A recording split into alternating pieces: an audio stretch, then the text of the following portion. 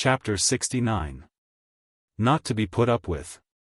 The coat of arms, devised for me by the royal heralds, was of great size, and rich colours, and full of bright imaginings. They did me the honour to consult me first, and to take no notice of my advice. For I begged that there might be a good-sized cow on it, so as to stamp our pats of butter before they went to market, also a horse on the other side, and a flock snowed up at the bottom. But the gentlemen would not hear of this, and to find something more appropriate, they inquired strictly into the annals of our family. I told them, of course, all about King Alfred. Upon which they settled that 1/4 should be 3 cakes on a bar, with a lion regardant, done upon a field of gold. Also I told them that very likely there had been a rid in the battle fought, not very far from Plover's Barrows, by the Earl of Devon against the Danes, when Hubba their chief was killed, and the sacred standard taken.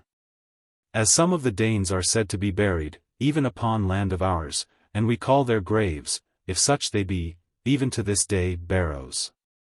The heralds quite agreed with me that a rid might have been there, or thereabouts. And if he was there, he was almost certain to have done his best, being in sight of hearth and home. And it was plain that he must have had good legs to be at the same time both there and in Athelney, and good legs are an argument for good arms. And supposing a man of this sort to have done his utmost, as the manner of the rids is, it was next to certain that he himself must have captured the standard. Moreover, the name of our farm was pure proof, a plover being a wild bird, just the same as a raven is. Upon this chain of reasoning, and without any weak misgivings, they charged my growing escutcheon with a black raven on a ground of red. And the next thing which I mentioned possessing absolute certainty, to wit, that a pig with 2 heads had been born upon our farm. Not more than 200 years agone, although he died within a week, my 3rd quarter was made at once, by a 2-headed boar with noble tusks, sable upon silver. All this was very fierce and fine, and so I pressed for a peaceful corner in the lower dexter, and obtained a wheat sheaf set upright, gold upon a field of green. Here I was inclined to pause, and admire the effect, for even de Wichhals could not show a bearing so magnificent. But the herald said that it looked a mere signboard, without a good motto under it, and the motto must have my name in it. They offered me first, rid non ridendus. But I said, for God's sake, gentlemen, let me forget my Latin. Then they proposed, rid readeth riddles, but I begged them not to set down such a lie. For no rid ever had made, or made out, such a thing as a riddle, since Exmoor itself began. Thirdly, they gave me, rid never be ridden, and fearing to make any further objections, I let them inscribe it in bronze upon blue. The heralds thought that the king would pay for this noble achievement.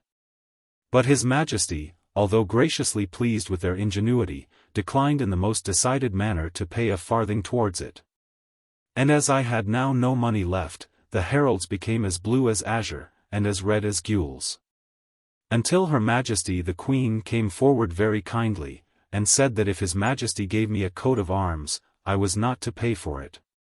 Therefore she herself did so quite handsomely, and felt goodwill towards me in consequence.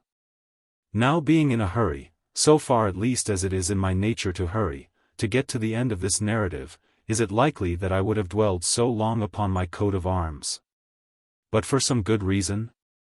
And this good reason is that Lorna took the greatest pride in it, and thought, or at any rate said, that it quite threw into the shade, and eclipsed, all her own ancient glories. And half in fun, and half in earnest, she called me, Sir John, so continually, that at last I was almost angry with her, until her eyes were bedewed with tears, and then I was angry with myself. Beginning to be short of money, and growing anxious about the farm, longing also to show myself and my noble escutcheon to mother, I took advantage of Lady Lorna's interest with the Queen, to obtain my acquittance and full discharge from even nominal custody. It had been intended to keep me in waiting, until the return of Lord Jeffreys, from that awful circuit of shambles, through which his name is still used by mothers to frighten their children into bed. And right glad was I, for even London shrank with horror at the news, to escape a man so bloodthirsty, savage, and even to his friends, among whom I was reckoned, malignant. Earl Grandeur was greatly pleased with me, not only for having saved his life, but for saving that which he valued more, the wealth laid by for Lord Alan. And he introduced me to many great people, who quite kindly encouraged me, and promised to help me in every way when they heard how the king had spoken. As for the furrier, he could never have enough of my society, and this worthy man, praying my commendation, demanded of me one thing only, to speak of him as I found him. As I had found him many a Sunday, furbishing up old furs for new, with a glaze to conceal the moth's ravages, I begged him to reconsider the point, and not to demand such accuracy. He said, well, all trades had tricks, especially the trick of business, and I must take him, if I were his true friend, according to his own description. This I was glad enough to do, because it saved so much trouble, and I had no money to spend with him. But still he requested the use of my name, and I begged him to do the best with it, as I never had kept a banker. And the John Ridd cuffs, and the Sir John mantles, and the Hollystaff capes, he put into his window, as the winter was coming on, and sold, for everybody was burning with gossip about me. Must have made this good man's fortune. Since the excess of price over value is the true test of success in life. To come away from all this stuff, which grieves a man in London, when the brisk air of the autumn cleared its way to Ludgate Hill, and clever prentices ran out, and sniffed at it, and fed upon it, having little else to eat. And when the horses from the country were a goodly sight to see, with the rasp of winter bristles rising through and among the soft summer coat. And when the new straw began to come in, golden with the harvest gloss, and smelling most divinely at those strange livery stables, where the nags are put quite tail to tail. And when all the London folk themselves are asking about White Frost, from recollections of childhood. Then, I say, such a yearning seized me for Moray Crag, and for Dewy Blade, and even the grunting of our sheep, when the sun goes down, that nothing but the new wisps of Samson could have held me in London town. Lorna was moved with equal longing towards the country and country ways, and she spoke quite as much of the glistening dew as she did of the smell of our oven. And here let me mention, although the two are quite distinct and different, that both the dew and the bread of Exmoor may be sought, whether high or low, but never found elsewhere. The dew is so crisp, and pure, and pearly, and in such abundance, and the bread is so sweet, so kind, and homely, you can eat a loaf, and then another.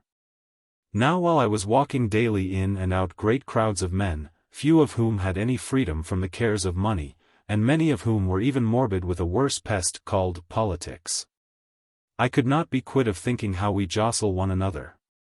God has made the earth quite large, with a spread of land large enough for all to live on, without fighting. Also a mighty spread of water, laying hands on sand and cliff with a solemn voice in storm time, and in the gentle weather moving men to thoughts of equity. This, as well, is full of food. Being 2/3 of the world, and reserved for devouring knowledge, by the time the sons of men have fed away the dry land. Yet before the land itself has acknowledged touch of man, upon 1 in 100 acres. And before 1 mile in 10,000 of the exhaustless ocean has ever felt the plunge of hook, or combing of the haul nets. Lo, we crawl, in flocks together upon the hot ground that stings us, even as the black grubs crowd upon the harried nettle. Surely we are too much given to follow the tracks of each other. However, for a moralist, I never set up, and never shall, while common sense abides with me. Such a man must be very wretched in this pure dearth of morality, like a fisherman where no fish be.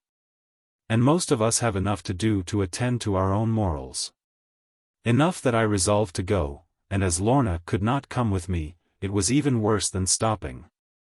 Nearly everybody vowed that I was a great fool indeed, to neglect so rudely, which was the proper word, they said, the pushing of my fortunes. But I answered that to push was rude, and I left it to people who had no room, and thought that my fortune must be heavy, if it would not move without pushing. Lorna cried when I came away, which gave me great satisfaction, and she sent a whole trunkful of things for Mother and Annie, and even Lizzie. And she seemed to think, though she said it not, that I made my own occasion for going, and might have stayed on till the winter. Whereas I knew well that my mother would think, and everyone on the farm the same, that here I had been in London, lagging, and taking my pleasure, and looking at shops, upon pretence of king's business, and leaving the harvest to reap itself, not to mention the spending of money. While all the time there was nothing whatever, except my own love of adventure and sport, to keep me from coming home again. But I knew that my coat of arms, and title, would turn every bit of this grumbling into fine admiration. And so it fell out, to a greater extent than even I desired. For all the parishes round about united in a sumptuous dinner, at the Mother Meldrum Inn, for now that good lady was dead, and her name and face set on a signpost, to which I was invited. So that it was as good as a summons. And if my health was no better next day, it was not from want of good wishes, any more than from stint of the liquor. It is needless to say that the real gentry for a long time treated my new honours with contempt and ridicule. But gradually, as they found that I was not such a fool as to claim any equality with them, but went about my farm work, and threw another man at wrestling, and touched my hat to the magistrates, just the same as ever, some gentlemen of the highest blood, of which we think a great deal more than of gold, around our neighbourhood, actually expressed a desire to make my acquaintance. And when, in a manner quite straightforward, and wholly free from bitterness, I thanked them for this, which appeared to me the highest honour yet offered me, but declined to go into their company because it would make me uncomfortable, and themselves as well, in a different way, they did what nearly all Englishmen do, when a thing is right and sensible. They shook hands with me, and said that they could not deny but that there was reason in my view of the matter. And although they themselves must be the losers, which was a handsome thing to say, they would wait until I was a little older and more aware of my own value. Now this reminds me how it is that an English gentleman is so far in front of foreign noblemen and princes. I have seen at times, a little, both of one and of the other, and making more than due allowance for the difficulties of language, and the difference of training, upon the whole, the balance is in favour of our people. And this, because we have two weights, solid and, even in scale of manners, outweighing all light complaisance, to wit, the inborn love of justice, and the power of abiding. Yet some people may be surprised that men with any love of justice, whether inborn or otherwise, could continue to abide the arrogance, and rapacity, and tyranny of the Doones. For now as the winter passed, the Doones were not keeping themselves at home, as in honour they were bound to do. 20 sheep a week, and 1 fat ox, and 2 stout red deer, for wholesome change of diet, as well as 60 bushels of flour, and 2 hogsheads and a half of cider, and 100 weight of candles, not to mention other things of almost every variety which they got by insisting upon it. Surely these might have sufficed to keep the people in their place, with no outburst of wantonness. Nevertheless, it was not so. They had made complaint about something, too much mutton, I think it was, and in spite of all the pledges given, they had ridden forth, and carried away 2 maidens of our neighbourhood. Now these 2 maidens were known, because they had served the beer at an alehouse. And many men who had looked at them, over a pint or quart vessel, especially as they were comely girls, thought that it was very hard for them to go in that way, and perhaps themselves unwilling.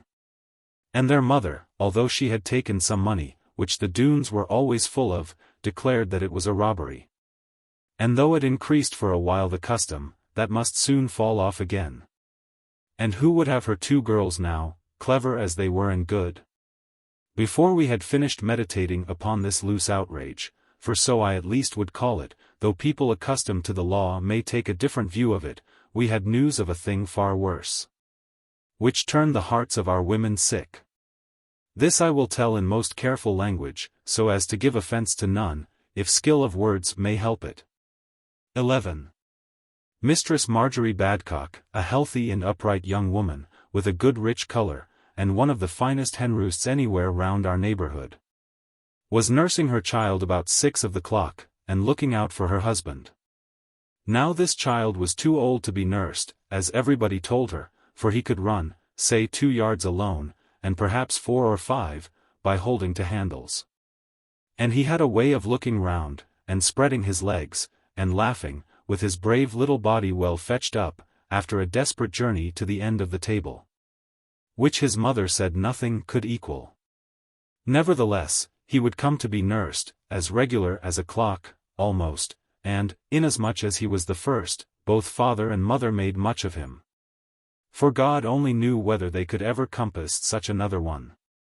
Christopher Badcock was a tenant farmer, in the parish of Martinhoe, renting some 50 acres of land, with a right of common attached to them. And at this particular time, being now the month of February, and fine open weather, he was hard at work ploughing and preparing for spring corn. Therefore his wife was not surprised, although the dusk was falling, that Farmer Christopher should be at work in blind man's holiday, as we call it. But she was surprised, nay astonished, when by the light of the kitchen fire, brightened up for her husband, she saw 6 or 7 great armed men burst into the room upon her. And she screamed so that the maid in the back kitchen heard her, but was afraid to come to help. 2 of the strongest and fiercest men at once seized poor young Marjorie. And though she fought for her child and home, she was but an infant herself in their hands. In spite of tears, and shrieks, and struggles, they tore the babe from the mother's arms, and cast it on the lime-ash floor. Then they bore her away to their horses, for by this time she was senseless, and telling the others to sack the house, rode off with their prize to the valley. And from the description of one of those 2, who carried off the poor woman, I knew beyond all doubt that it was Carver Doone himself. The other Doones being left behind, and grieved perhaps in some respects, set to with a will to scour the house, and to bring away all that was good to eat. And being a little vexed herein, for the Badcocks were not a rich couple, and finding no more than bacon, and eggs, and cheese, and little items, and nothing to drink but water. In a word, their taste being offended, they came back, to the kitchen, and stamped, and there was the baby lying. By evil luck, this child began to squeal about his mother, having been petted hitherto, and wont to get all he wanted, by raising his voice but a little. Now the mark of the floor was upon his head, as the maid, who had stolen to look at him, when the rough men were swearing upstairs, gave evidence. And she put a dishcloth under his head, and kissed him, and ran away again. Her name was Honor Jose, and she meant what was right by her master and mistress, but could not help being frightened. And many women have blamed her, as I think unduly, for her mode of forsaking baby so. If it had been her own baby, instinct rather than reason might have had the day with her. But the child being born of her mistress, she wished him good luck, and left him, as the fierce men came downstairs. And being alarmed by their power of language, because they had found no silver, she crept away in a breathless hurry, and afraid how her breath might come back to her. For oftentimes she had hiccups. While this good maid was in the oven, by side of back kitchen fireplace, with a faggot of wood drawn over her, and lying so that her own heart beat worse than if she were baking. The men, as I said before, came downstairs, and stamped around the baby. "Roland, is the bacon good?" one of them asked with an oath or 2. "It is too bad of Carver to go off with the only prize, and leave us in a starving cottage, and not enough to eat for 2 of us. Fetch down the staves of the rack, my boy." What was Farmer to have for supper? Naught but an onion or 2, and a loaf and a rasher of rusty bacon. These poor devils live so badly, they are not worth robbing. No game. Then let us have a game of laureate with the baby. It will be the best thing that could befall a lusty infant heretic. Ride a cockhorse to Banbury Cross. By, baby bunting. Toss him up, and let me see if my wrist be steady. The cruelty of this man is a thing it makes me sick to speak of. Enough that when the poor baby fell, without attempt at cry or scream, thinking it part of his usual play, when they tossed him up, to come down again, the maid in the oven of the back kitchen, not being any door between, heard them say as follows: "If any man asketh who killed thee, say, 'twas the Doones of Bagworthy." 12. Now I think that when we heard this story, and poor Kit Badcock came all around, in a sort of half-crazy manner, not looking up at anyone, but dropping his eyes, and asking whether we thought he had been well treated, and seeming void of regard for life, if this were all the style of it. Then having known him a lusty man, and a fine singer in an alehouse, and much inclined to lay down the law, as show a high hand about women, I really think that it moved us more than if he had gone about ranting, and raving, and vowing revenge upon everyone. Chapter 70. Compelled to volunteer. There had been some trouble in our own home during the previous autumn, while yet I was in London. For certain noted fugitives from the army of King Monmouth, which he himself had deserted, in a low and currish manner, having failed to obtain free shipment from the coast near water's mouth, had returned into the wilds of Exmoor, trusting to lurk, and be comforted among the common people. Neither were they disappointed, for a certain length of time, nor in the end was their disappointment caused by fault on our part. Major Wade was one of them, an active and well-meaning man, but prone to fail in courage, upon lasting trial, although in a moment ready. Squire John Whichhalse, not the Baron, and Parson Powell 13 caught him, 2 or 3 months before my return, in Farley farmhouse, near Brendan. He had been up at our house several times, and Lizzie thought a great deal of him. And well I know that if at that time I had been in the neighborhood, he should not have been taken so easily.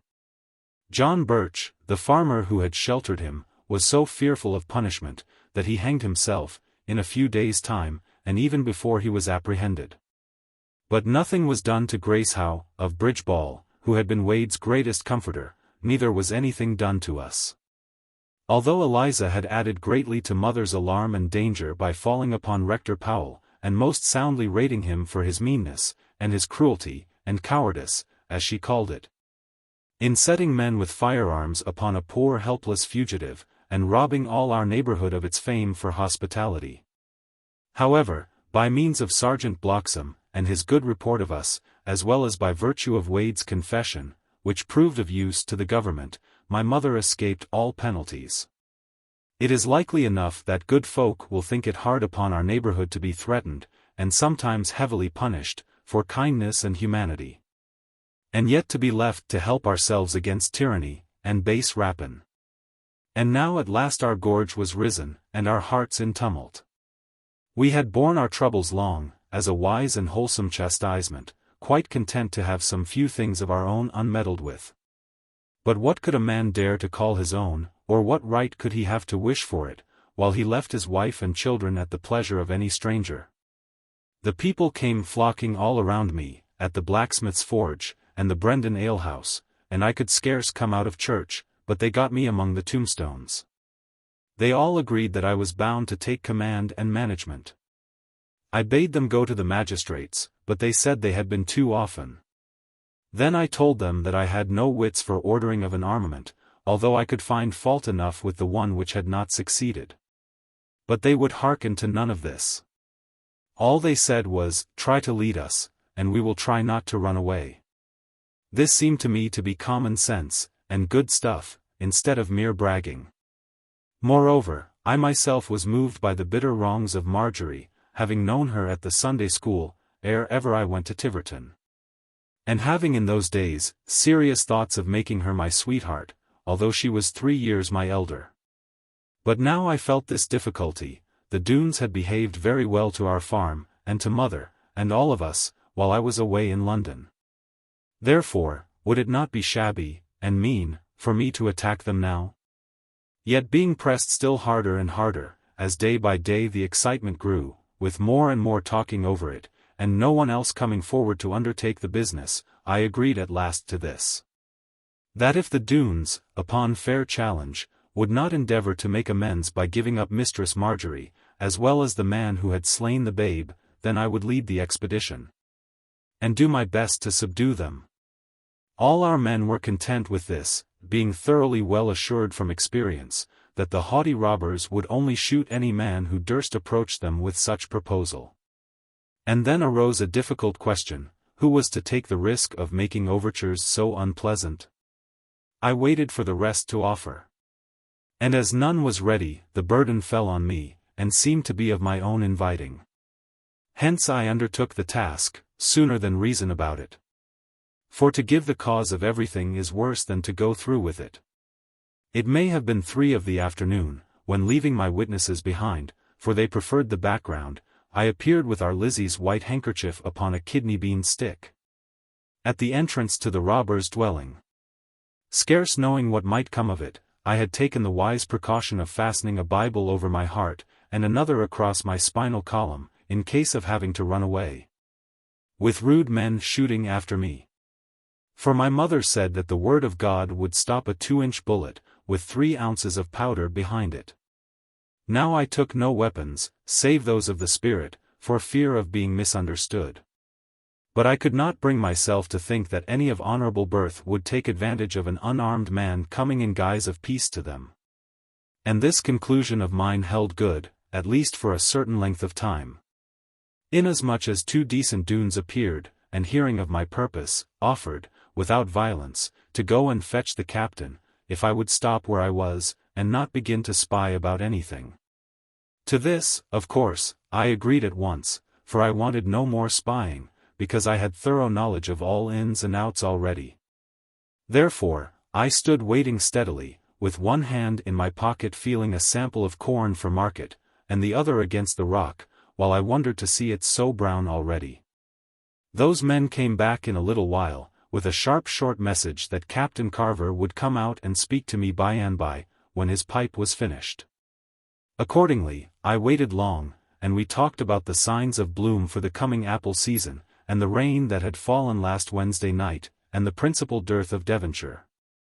That it will not grow many cowslips, which we quite agreed to be the prettiest of spring flowers. And all the time I was wondering how many black and deadly deeds these 2 innocent youths had committed, even since last Christmas. At length, a heavy and haughty step sounded along the stone roof of the way, and then the great Carver Doone drew up, and looked at me rather scornfully. Not with any spoken scorn, nor flash of strong contumely, but with that air of thinking little, and praying not to be troubled, which always vexes a man who feels that he ought not to be despised so, and yet knows not how to help it.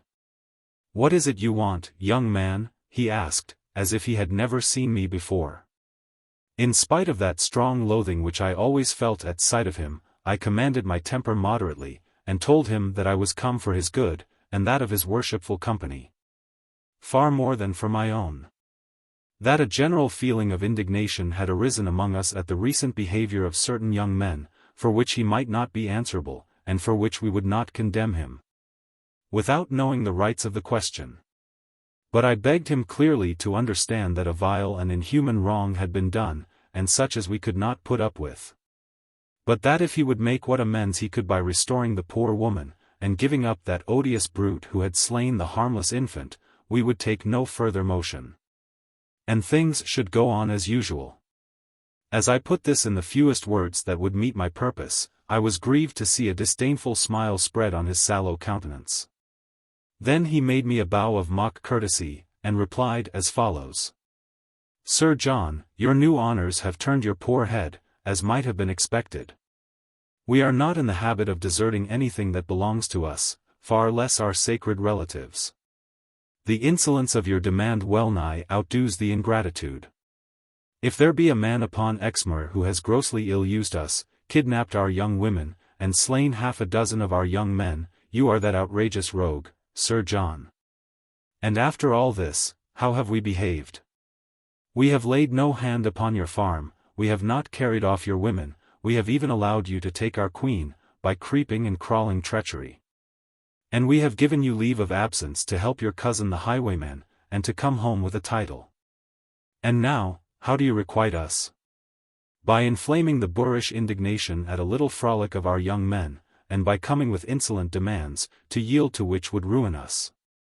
Ah, you ungrateful viper!" As he turned away in sorrow from me, shaking his head at my badness, I became so overcome, never having been quite assured, even by people's praises, about my own goodness. Moreover, the light which he threw upon things differed so greatly from my own, that, in a word, not to be too long, I feared that I was a villain. And with many bitter pangs, for I have bad things to repent of, I began at my leisure to ask myself whether or not this bill of indictment against John Ridd was true. Some of it I knew to be, however much I condemned myself, altogether out of reason. For instance, about my going away with Lorna very quietly, over the snow, and to save my love from being starved away from me. In this there was no creeping neither crawling treachery. For all was done with sliding. And yet I was so out of training for being charged by other people beyond mine own conscience, that Carver Doone's harsh words came on me, like prickly spinach sown with raking. Therefore I replied, and said, "It is true that I owe you gratitude, sir, for a certain time of forbearance, and it is to prove my gratitude that I am come here now. I do not think that my evil deeds can be set against your own, although I cannot speak flowingly upon my good deeds as you can. I took your queen because you starved her, having stolen her long before, and killed her mother and brother. This is not for me to dwell upon now. Any more than I would say much about your murdering of my father. But how the balance hangs between us, God knows better than thou or I, thou low miscreant, Carver Doone. I had worked myself up, as I always do, in the manner of heavy men, growing hot like an ill-washered wheel revolving, though I start with a cool axle. And I felt ashamed of myself for heat, and ready to ask pardon. But Carver Doone regarded me with a noble and fearless grandeur. I have given thee thy choice, John Ridd, he said in a lofty manner, which made me drop away under him. I always wish to do my best with the worst people who come near me. And of all I have ever met with thou art the very worst, Sir John, and the most dishonest. Now after all my labouring to pay every man to a penny, and to allow the women over, when among the couch grass, which is a sad thing for their gowns, to be charged like this, I say. So amazed me that I stood, with my legs quite open, and ready for an earthquake. And the scornful way in which he said, Sir John, went to my very heart, reminding me of my littleness. But seeing no use in bandying words, nay, rather the chance of mischief, I did my best to look calmly at him, and to say with a quiet voice, Farewell, Carver Doone, this time. Our day of reckoning is nigh. Thou fool, it is come, he cried, leaping aside into the niche of rock by the doorway, fire. Save for the quickness of spring, and readiness, learned in many a wrestling bout, that knavish trick must have ended me, but scarce was the word fire. Out of his mouth ere I was out of fire, by a single bound behind the rocky pillar of the opening. In this jump I was so brisk, at impulse of the love of life, for I saw the muzzle set upon me from the darkness of the cavern, that the men who had trained their guns upon me with goodwill and daintiness, could not check their fingers crooked upon the heavy triggers. And the volley sang with a roar behind it, down the avenue of crags. With one thing and another, and most of all the treachery of this dastard scheme, I was so amazed that I turned and ran, at the very top of my speed, away from these vile fellows. And luckily for me, they had not another charge to send after me. And thus by good fortune, I escaped, but with a bitter heart, and mind at their treacherous usage. Without any further hesitation, I agreed to take command of the honest men who were burning to punish, aye and destroy, those outlaws, as now beyond all bearing. One condition, however, I made, namely, that the Counsellor should be spared if possible, not because he was less a villain than any of the others, but that he seemed less violent. And above all, had been good to Annie. And I found hard work to make them listen to my wish upon this point. For of all the Doones, Sir Counsellor had made himself most hated, by his love of law and reason. We arranged that all our men should come and fall into order with pike and musket, over against our dunghill, and we settled early in the day, that their wives might come and look at them. For most of these men had good wives, quite different from sweethearts, such as the militia had. Women indeed who could hold to a man, and see to him, and bury him, if his luck were evil, and perhaps have no one afterwards. And all these women pressed their rights upon their precious husbands, and brought so many children with them, and made such a fuss, and hugging, and racing after little legs, that our farmyard might be taken for an outdoor school for babies rather than a review ground. I myself was to and fro among the children continually, for if I love anything in the world, foremost I love children. They warm, and yet they cool our hearts, as we think of what we were, and what in young clothes we hope to be, and how many things have come across. And to see our motives moving in the little things that know not what their aim or object is, must almost or ought at least, to lead us home, and soften us. For either end of life is home. Both source and issue being God. Nevertheless, I must confess that the children were a plague sometimes. They never could have enough of me, being 100 to 1, you might say, but I had more than enough of them, and yet was not contented. For they had so many ways of talking, and of tugging at my hair, and of sitting upon my neck, not even two with their legs alike, and they forced me to jump so vehemently, seeming to court the peril of my coming down neck and crop with them, and urging me still to go faster, however fast I might go with them. I assure you that they were sometimes so hard and tyrannical over me, that I might almost as well have been among the very Doones themselves. Nevertheless, the way in which the children made me useful proved also of some use to me. For their mothers were so pleased by the exertions of the great G.G., as all the small ones entitled me, that they gave me unlimited power and authority over their husbands.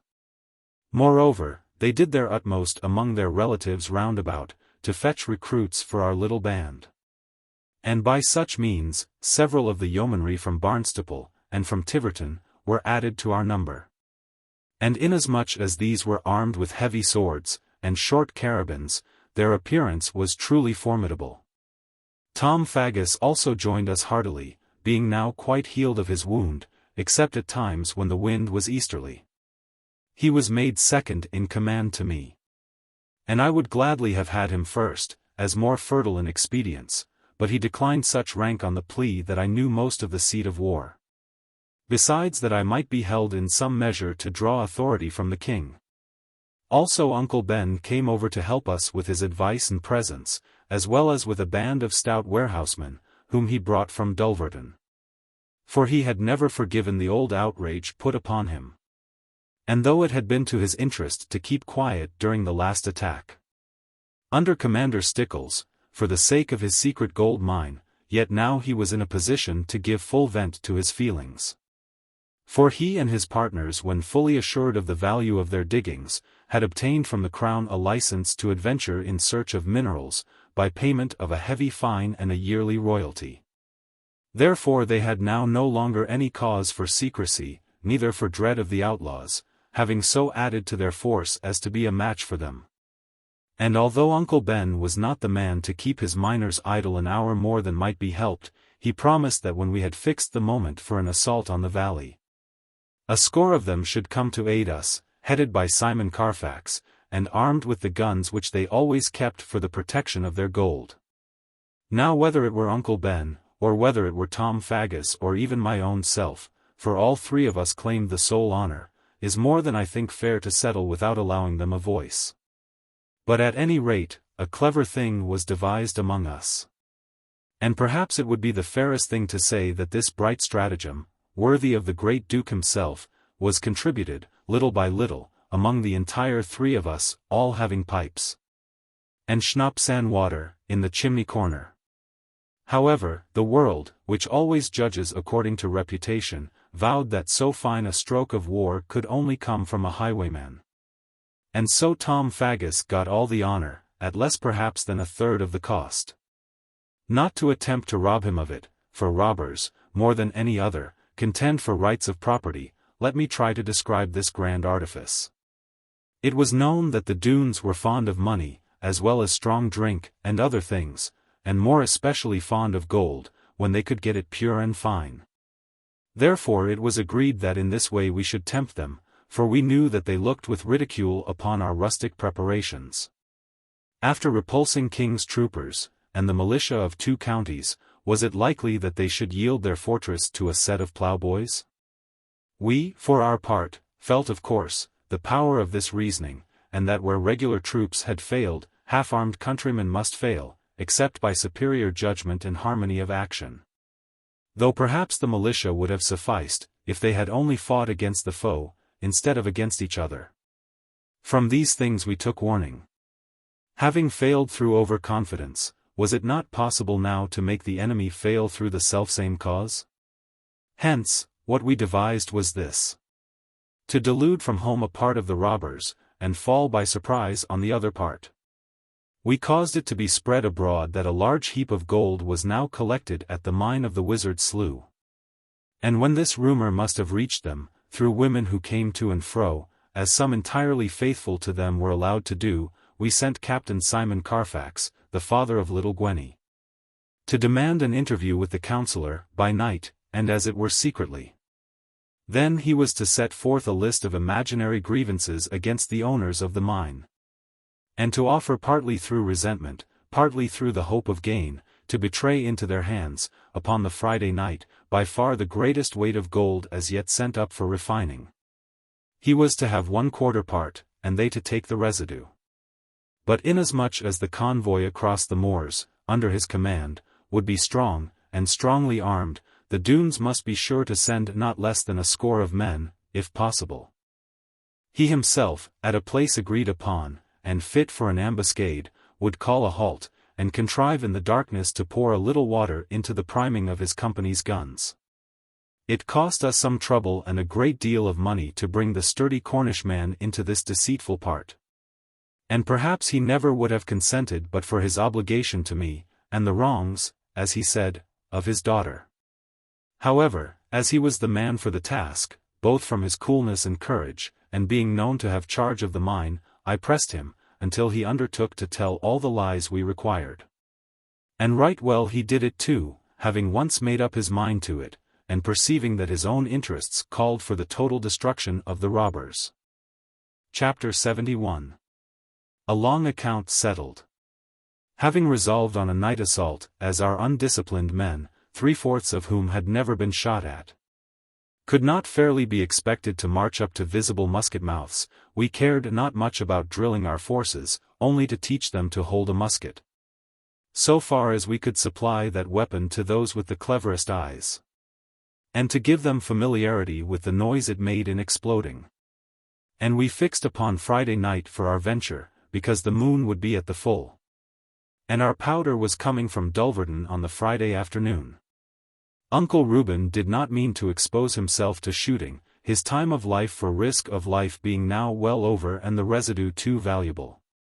But his counsels, and his influence, and above all his warehousemen, well practiced in beating carpets, were of true service to us. His miners also did great wonders, having a grudge against the Doones, as indeed who had not for 30 miles round their valley? It was settled that the yeomen, having good horses under them, should give account, with the miners' help, of as many Doones as might be dispatched to plunder the pretended gold. And as soon as we knew that this party of robbers, be it more or less, was out of hearing from the valley, we were to fall to, ostensibly at the Doone gate, which was impregnable now, but in reality upon their rear, by means of my old waterslide. For I had chosen 20 young fellows, partly miners, and partly warehousemen, and sheep farmers, and some of other vocations, but all to be relied upon for spirit and power of climbing. And with proper tools to aid us, and myself to lead the way, I felt no doubt whatever but that we could all attain the crest where first I had met with Lorna. Upon the whole, I rejoiced that Lorna was not present now. It must have been irksome to her feelings to have all her kindred and old associates, much as she kept aloof from them, put to death without ceremony, or else putting all of us to death. For all of us were resolved this time to have no more shilly-shollying, but to go through with a nasty business, in the style of honest Englishmen, when the question comes to, your life or mine. There was hardly a man among us who had not suffered bitterly from the miscreants now before us. One had lost his wife perhaps, another had lost a daughter, according to their ages, another had lost his favourite cow, in a word, there was scarcely anyone who had not to complain of a hayrick. And what surprised me then, not now, was that the men least injured made the greatest push concerning it. But be the wrong too great to speak of, or too small to swear about, from poor Kit Badcock to rich Master Huckaback, there was not one but went heart and soul for stamping out these firebrands. The moon was lifting well above the shoulder of the uplands, when we, the chosen band, set forth, having the shortcut along the valleys to foot of the Bagworthy water. And therefore having allowed the rest an hour, to fetch round the moors and hills. We were not to begin our climb until we heard a musket fired from the heights on the left-hand side, where John Fry himself was stationed, upon his own and his wife's request, so as to keep out of action. And that was the place where I had been used to sit, and to watch for Lorna. And John Fry was to fire his gun, with a ball of wool inside it, so soon as he heard the hurly-burly at the Doone gate beginning, which we, by reason of waterfall, could not hear, down in the meadows there. We waited a very long time, with the moon marching up heaven steadfastly, and the white fog trembling in chords and columns, like a silver harp of the meadows. And then the moon drew up the fogs, and scarfed herself in white with them, and so being proud, gleamed upon the water, like a bride at her looking-glass. And yet there was no sound of either John Fry, or his blunderbuss.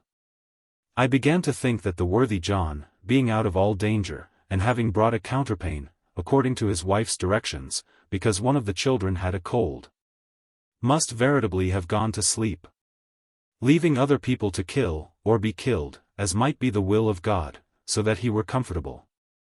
But herein I did wrong to John, and am ready to acknowledge it. For suddenly the most awful noise that anything short of thunder could make, came down among the rocks, and went and hung upon the corners. The signal, my lads, I cried, leaping up and rubbing my eyes, for even now, while condemning John unjustly, I was giving him right to be hard upon me. Now hold on by the rope, and lay your quarterstaffs across, my lads, and keep your guns pointing to heaven, lest haply we shoot one another. Us shan't never shut one on o' other. Why, our goons at that mark, I reckon, said an oldish chap, but as tough as leather, and esteemed a wit for his dryness. You come next to me, old Ike. You be enough to dry up the waters. Now, remember, all lean well forward. If any man throws his weight back, down he goes, and perhaps he may never get up again. And most likely he will shoot himself. I was still more afraid of their shooting me. For my chief alarm in this steep ascent was neither of the water nor of the rocks, but of the loaded guns we bore. If any man slipped, off might go his gun, and however good his meaning, I being first was most likely to take far more than I fain would apprehend. For this cause, I had debated with Uncle Ben and with Cousin Tom as to the expediency of our climbing with guns unloaded.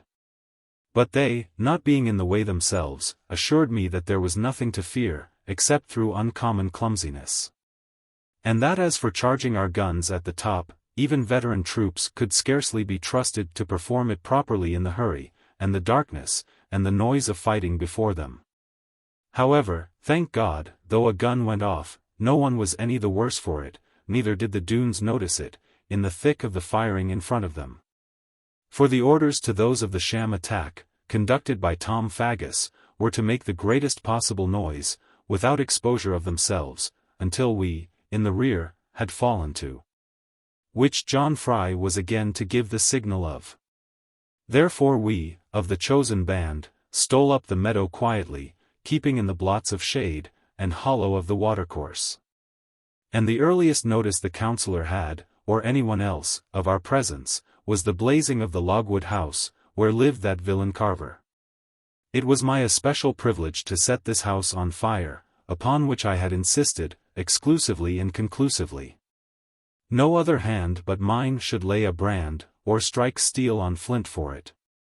I had made all preparations carefully for a goodly blaze. And I must confess that I rubbed my hands, with a strong delight and comfort, when I saw the home of that man, who had fired so many houses, having its turn of smoke, and blaze, and of crackling fury. We took good care, however, to burn no innocent women or children in that most righteous destruction. For we brought them all out beforehand, some were glad, and some were sorry, according to their dispositions. For Carver had 10 or a dozen wives, and perhaps that had something to do with his taking the loss of Lorna so easily. One child I noticed, as I saved him. A fair and handsome little fellow, whom, if Carver Doone could love anything on earth beside his wretched self, he did love. The boy climbed on my back and rode. And much as I hated his father, it was not in my heart to say or do a thing to vex him. Leaving these poor injured people to behold their burning home, we drew aside, by my directions, into the covert beneath the cliff. But not before we had laid our brands to 3 other houses, after calling the women forth, and bidding them go for their husbands, and to come and fight 100 of us. In the smoke and rush, and fire, they believed that we were 100, and away they ran, in consternation, to the battle at the Doone gate. All Doone town is on fire, on fire. We heard them shrieking as they went, 100 soldiers are burning it, with a dreadful great man at the head of them. Presently, just as I expected, back came the warriors of the Doones. Leaving but 2 or 3 at the gate, and burning with wrath to crush under foot the presumptuous clowns in their valley. Just then the waxing fire leaped above the red crest of the cliffs, and danced on the pillars of the forest, and lapped like a tide on the stones of the slope. All the valley flowed with light, and the limpid waters reddened, and the fair young women shone, and the naked children glistened. But the finest sight of all was to see those haughty men striding down the causeway darkly, reckless of their end, but resolute to have 2 lives for everyone. A finer dozen of young men could not have been found in the world perhaps, nor a braver, nor a viler one.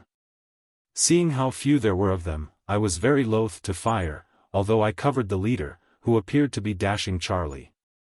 For they were at easy distance now, brightly shone by the firelight, yet ignorant where to look for us. I thought that we might take them prisoners, though what good that could be God knows, as they must have been hanged thereafter. Anyhow I was loath to shoot, or to give the word to my followers. But my followers waited for no word. They saw a fair shot at the men they abhorred, the men who had robbed them of home or of love, and the chance was too much for their charity. At a signal from old LXXII, who levelled his own gun first, a dozen muskets were discharged, and half of the Doones dropped lifeless, like so many logs of firewood, or chopping blocks rolled over. Although I had seen a great battle before, and 100 times the carnage, this appeared to me to be horrible, and I was at first inclined to fall upon our men for behaving so. But one instant showed me that they were right, for while the valley was filled with howling, and with shrieks of women, and the beams of the blazing houses fell, and hissed in the bubbling river, all the rest of the Doones leaped at us, like so many demons. They fired wildly, not seeing us well among the hazel bushes, and then they clubbed their muskets, or drew their swords, as might be, and furiously drove at us. For a moment, although we were twice their number, we fell back before their valorous fame, and the power of their onset. For my part, admiring their courage greatly, and counting it slur upon manliness that 2 should be down upon 1 so, I withheld my hand awhile, for I cared to meet none but Carver. And he was not among them. The whirl and hurry of this fight, and the hard blows raining down, for now all guns were empty, took away my power of seeing or reasoning upon anything. Yet one thing I saw, which dwelled long with me, and that was Christopher Badcock spending his life to get Charlie's. How he had found out, none may tell, both being dead so long ago. But, at any rate, he had found out that Charlie was the man who had robbed him of his wife and honor. It was Carver Doone who took her away, but Charleworth Doone was beside him. And, according to cast of dice, she fell to Charlie's share. All this Kit Badcock, who was mad, according to our measures, had discovered, and treasured up, and now was his revenge time. He had come into the conflict without a weapon of any kind, only begging me to let him be in the very thick of it. For him, he said, life was no matter, after the loss of his wife and child. But death was matter to him, and he meant to make the most of it. Such a face I never saw, and never hope to see again, as when poor Kit Badcock spied Charlie coming towards us. We had thought this man a patient fool, a philosopher of a little sort, or one who could feel nothing. And his quiet manner of going about, and the gentleness of his answers, when some brutes asked him where his wife was, and whether his baby had been well trussed. These had misled us to think that the man would turn the mild cheek to everything. But I, in the loneliness of our barn, had listened, and had wept with him. Therefore was I not surprised, so much as all the rest of us, when, in the foremost of red light, Kit went up to Charleworth Doone, as if to some inheritance. And took his season of right upon him, being himself a powerful man, and begged a word aside with him. What they said aside, I know not, all I know is that without weapon, each man killed the other. And Marjorie Badcock came, and wept, and hung upon her poor husband, and died, that summer, of heart disease. Now for these and other things, whereof I could tell 1,000, was the reckoning come that night, and not a line we missed of it, soon as our bad blood was up. I like not to tell of slaughter, though it might be of wolves and tigers, and that was a night of fire and slaughter, and of very long-harboured revenge. Enough that ere the daylight broke upon that one March morning, the only Doones still left alive were the Counsellor and Carver. And of all the dwellings of the Doones, inhabited with luxury, and luscious taste, and licentiousness, not even one was left, but all made potash in the river. This may seem a violent and unholy revenge upon them. And I, who led the heart of it, have in these my latter years doubted how I shall be judged, not of men, for God only knows the errors of man's judgments, but by that great God himself, the front of whose forehead is mercy. Chapter 72. The Counsellor and the Carver.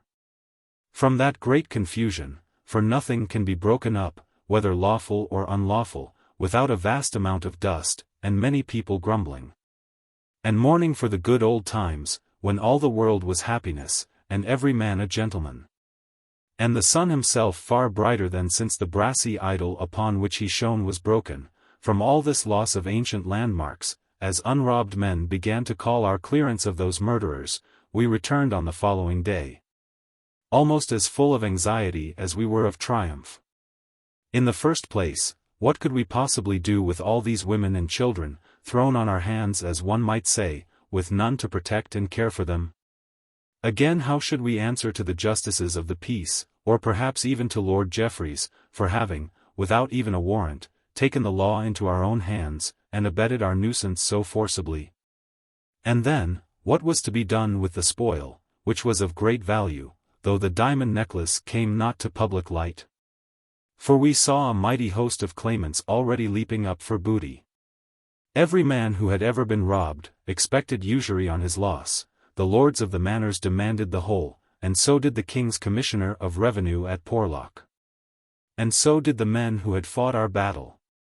While even the parsons, both Bowden and Powell, and another who had no parish in it, threatened us with the just wrath of the church, unless each had tithes of the whole of it.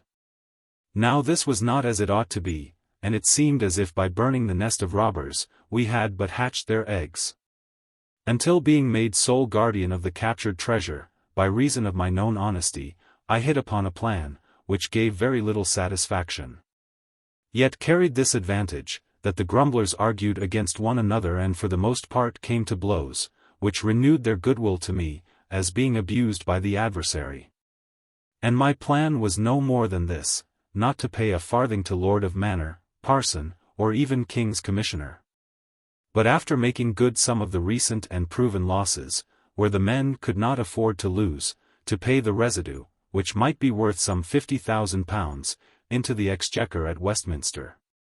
And then let all the claimants file what wills they pleased in Chancery. Now this was a very noble device, for the mere name of Chancery, and the high repute of the fees therein, and low repute of the lawyers. And the comfortable knowledge that the woolsack itself is the golden fleece, absorbing gold forever, if the standard be but pure.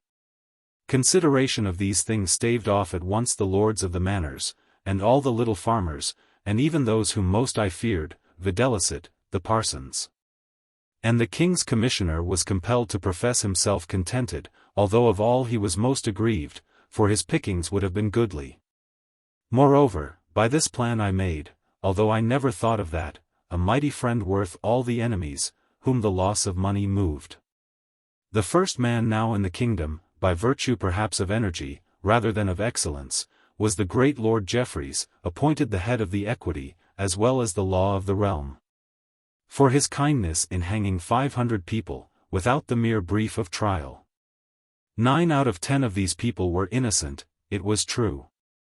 But that proved the merit of the Lord Chief Justice so much the greater for hanging them, as showing what might be expected of him, when he truly got hold of a guilty man.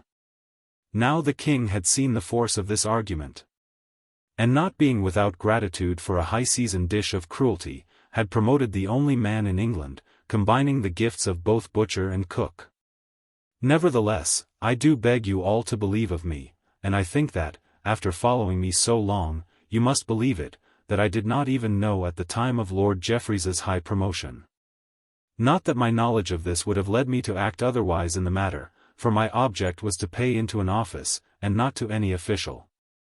Neither if I had known the fact, could I have seen its bearing upon the receipt of my money. For the King's Exchequer is, meseemeth, of the common law, while Chancery is of equity, and well named for its many chances.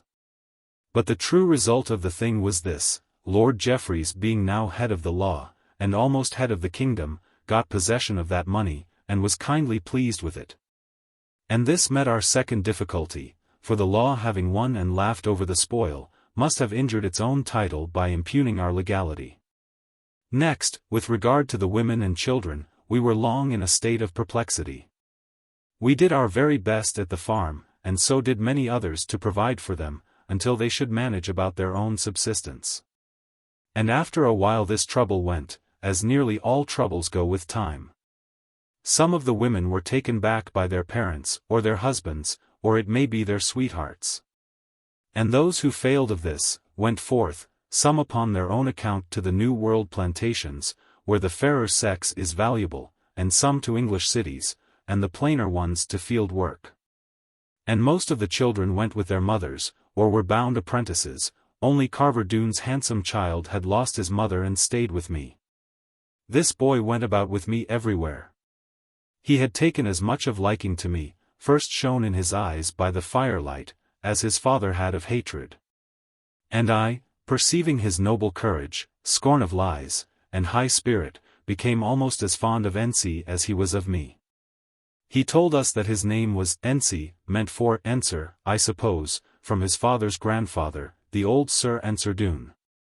And this boy appeared to be Carver's heir, having been born in wedlock, contrary to the general manner and custom of the Doones. However, although I loved the poor child, I could not help feeling very uneasy about the escape of his father, the savage and brutal Carver. This man was left to roam the country, homeless, foodless, and desperate, with his giant strength, and great skill in arms, and the whole world to be revenged upon. For his escape the miners, as I shall show, were answerable, but of the counsellor's safe departure the burden lay on myself alone. And inasmuch as there are people who consider themselves ill-used, unless one tells them everything, straitened though I am for space, I will glance at this transaction. After the desperate charge of young Doones had been met by us, and broken, and just as poor Kit Badcock died in the arms of the dead Charlie, I happened to descry a patch of white on the grass of the meadow, like the head of a sheep after washing day. Observing with some curiosity how carefully this white thing moved along the bars of darkness betwixt the panels of firelight, I ran up to intercept it. Before it reached the little postern which we used to call Gwenny's door. Perceiving me, the white thing stopped, and was for making back again, but I ran up at full speed. And lo, it was the flowing silvery hair of that sage the counsellor, who was scuttling away upon all fours, but now rose and confronted me. "John," he said, "Sir John, you will not play falsely with your ancient friend, among these violent fellows. I look to you to protect me, John." "Honoured sir, you are right," I replied. "But surely that posture was unworthy of yourself, and your many resources. It is my intention to let you go free." I knew it. I could have sworn to it. "You are a noble fellow, John." I said so, from the very first. "You are a noble fellow, and an ornament to any rank. But upon two conditions," I added, gently taking him by the arm.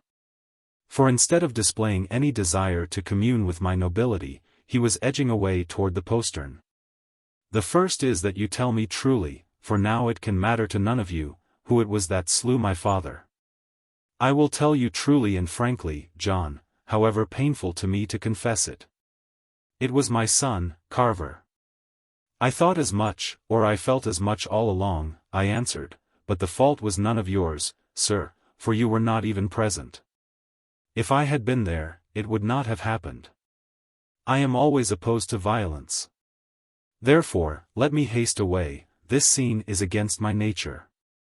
You shall go directly, Sir Counsellor, after meeting my other condition, which is, that you place in my hands Lady Lorna's diamond necklace. Ah, how often I have wished, said the old man with a heavy sigh, that it might yet be in my power to ease my mind in that respect, and to do a thoroughly good deed by lawful restitution. Then try to have it in your power, sir. Surely, with my encouragement, you might summon resolution.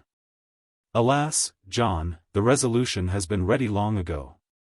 But the thing is not in my possession.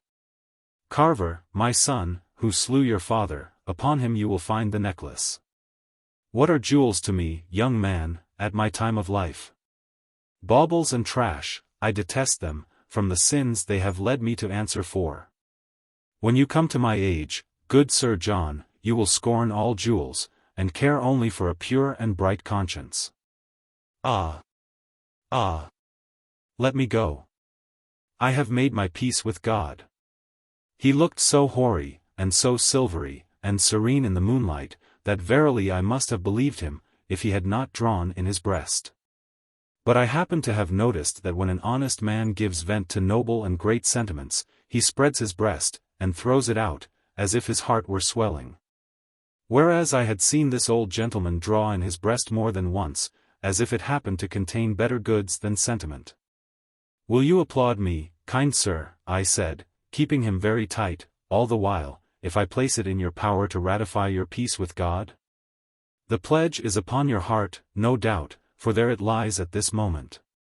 With these words, and some apology for having recourse to strong measures, I thrust my hand inside his waistcoat, and drew forth Lorna's necklace, purely sparkling in the moonlight, like the dancing of new stars. The old man made a stab at me, with a knife which I had not espied, but the vicious onset failed, and then he knelt, and clasped his hands. Oh, for God's sake, John, my son, rob me not in that manner. They belong to me, and I love them so, I would give almost my life for them.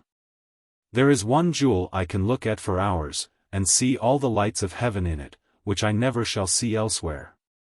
All my wretched, wicked life, oh, John, I am a sad hypocrite, but give me back my jewels. Or else kill me here, I am a babe in your hands, but I must have back my jewels. As his beautiful white hair fell away from his noble forehead, like a silver wreath of glory, and his powerful face, for once, was moved with real emotion. I was so amazed and overcome by the grand contradictions of nature, that verily I was on the point of giving him back the necklace. But honesty, which is said to be the first instinct of all the rids, though I myself never found it so, happened here to occur to me, and so I said, without more haste than might be expected, Sir Counsellor, I cannot give you what does not belong to me. But if you will show me that particular diamond which is heaven to you, I will take upon myself the risk and the folly of cutting it out for you. And with that you must go contented. And I beseech you not to starve with that jewel upon your lips. Seeing no hope of better terms, he showed me his pet love of a jewel. And I thought of what Lorna was to me, as I cut it out, with the hinge of my knife severing the snakes of gold, and placed it in his careful hand. Another moment, and he was gone, and away through Gwenny's postern, and God knows what became of him. Now as to Carver, the thing was this, so far as I could ascertain from the valiant miners, no two of whom told the same story, any more than one of them told it twice. The band of Doones which sallied forth for the robbery of the pretended convoy was met by Simon Carfax, according to arrangement, at the ruined house called the Warren. In that part of Bagworthy Forest where the river LXXII, as yet a very small stream, runs through it. The Warren, as all our people know, had belonged to a fine old gentleman, whom everyone called the Squire, who had retreated from active life to pass the rest of his days in fishing and shooting, and helping his neighbors. For he was a man of some substance, and no poor man ever left the warren without a bag of good victuals, and a few shillings put in his pocket. However, this poor squire never made a greater mistake, than in hoping to end his life peacefully upon the banks of a trout stream, and in the green forest of Bagworthy. For as he came home from the brook at dusk, with his fly-rod over his shoulder, the Doones fell upon him, and murdered him, and then sacked his house, and burned it. Now this had made honest people timid about going past the warren at night. For, of course, it was said that the old squire walked, upon certain nights of the moon, in and out of the trunks of trees, on the green path from the river. On his shoulder he bore a fishing rod, and his book of trout flies, in one hand, and on his back a wicker creel. And now and then he would burst out laughing to think of his coming so near the Doones. And now that one turns to consider it, this seems a strangely righteous thing, that the scene of one of the greatest crimes even by Doones committed should, after 20 years, become the scene of vengeance falling, like hail from heaven, upon them. For although the warren lies well away to the westward of the mine, and the gold, under escort to Bristow, or London, would have gone in the other direction, Captain Carfax, finding this place best suited for working of his design, had persuaded the Doones, that for reasons of government, the ore must go first to Barnstaple for inspection, or something of that sort. And as everyone knows that our government sends all things westward when eastward bound, this had won the more faith for Simon, as being according to nature. Now Simon, having met these flowers of the flock of villainy, where the rising moonlight flowed through the weirwork of the wood, begged them to dismount, and led them with an air of mystery into the squire's ruined hall, black with fire, and green with weeds. "Captain, I have found a thing," he said to Carver Doone, himself, "which may help to pass the hour, ere the lump of gold comes by. The smugglers are a noble race, but a miner's eyes are a match for them. There lies a puncheon of rare spirit, with the Dutchman's brand upon it, hidden behind the broken hearth. Set a man to watch outside, and let us see what this be like." With one accord they agreed to this, and Carver pledged Master Carfax, and all the Doones grew merry. But Simon being bound, as he said, to see to their strict sobriety, drew a bucket of water from the well into which they had thrown the dead owner, and begged them to mingle it with their drink. Which some of them did, and some refused. But the water from that well was poured, while they were carousing, into the priming pan of every gun of theirs, even as Simon had promised to do with the guns of the men they were come to kill. Then just as the giant Carver arose, with a glass of pure Hollands in his hand, and by the light of the torch they had struck, proposed the good health of the squire's ghost, in the broken doorway stood a press of men, with pointed muskets, covering every drunken Doone. How it fared upon that I know not, having none to tell me, for each man wrought, neither thought of telling, nor whether he might be alive to tell. The Doones rushed to their guns at once, and pointed them, and pulled at them, but the squire's well had drowned their fire. And then they knew that they were betrayed, but resolved to fight like men for it. Upon fighting I can never dwell, it breeds such savage delight in me, of which I would fain have less. Enough that all the Doones fought bravely, and like men, though bad ones, died in the hall of the man they had murdered. And with them died poor young de Witchhalse, who, in spite of his good father's prayers, had cast in his lot with the robbers. Carver Doone alone escaped. Partly through his fearful strength, and his yet more fearful face, but mainly perhaps through his perfect coolness, and his mode of taking things. I am happy to say that no more than 8 of the gallant miners were killed in that combat, or died of their wounds afterwards. And adding to these the 8 we had lost in our assault on the valley, and 2 of them excellent warehousemen, it cost no more than 16 lives to be rid of nearly 40 Doones, each of whom would most likely have killed 3 men in the course of a year or 2. Therefore, as I said at the time, a great work was done very reasonably. Here were nigh upon 40 Doones destroyed, in the valley, and up at the warrens, despite their extraordinary strength and high skill in gunnery. Whereas of us ignorant rustics there were only 16 to be counted dead, though others might be lamed, or so, and of those 16 only 2 had left wives. and their wives did not happen to care for them. Yet, for Lorna's sake, I was vexed at the bold escape of Carver. Not that I sought for Carver's life, any more than I did for the Counsellor's. But that for us it was no light thing, to have a man of such power, and resource, and desperation, left at large and furious, like a famished wolf round the sheepfold. Yet greatly as I blamed the yeomen, who were posted on their horses, just out of shot from the Doone gate, for the very purpose of intercepting those who escaped the miners, I could not get them to admit that any blame attached to them. But lo, he had dashed through the whole of them, with his horse at full gallop, and was nearly out of shot before they began to think of shooting him. Then it appears from what a boy said, for boys manage to be everywhere, that Captain Carver rode through the Doone gate, and so to the head of the valley. There, of course, he beheld all the houses, and his own among the number, flaming with a handsome blaze, and throwing a fine light around such as he often had revelled in, when of other people's property. But he swore the deadliest of all oaths, and seeing himself to be vanquished, so far as the luck of the moment went, spurred his great black horse away, and passed into the darkness. Chapter 73. How to Get Out of Chancery. Things at this time so befell me, that I cannot tell one half. But am like a boy who has left his lesson, to the master's very footfall, unready, except with false excuses. And as this makes no good work, so I lament upon my lingering, in the times when I might have got through a good page, but went astray after trifles. However, every man must do according to his intellect.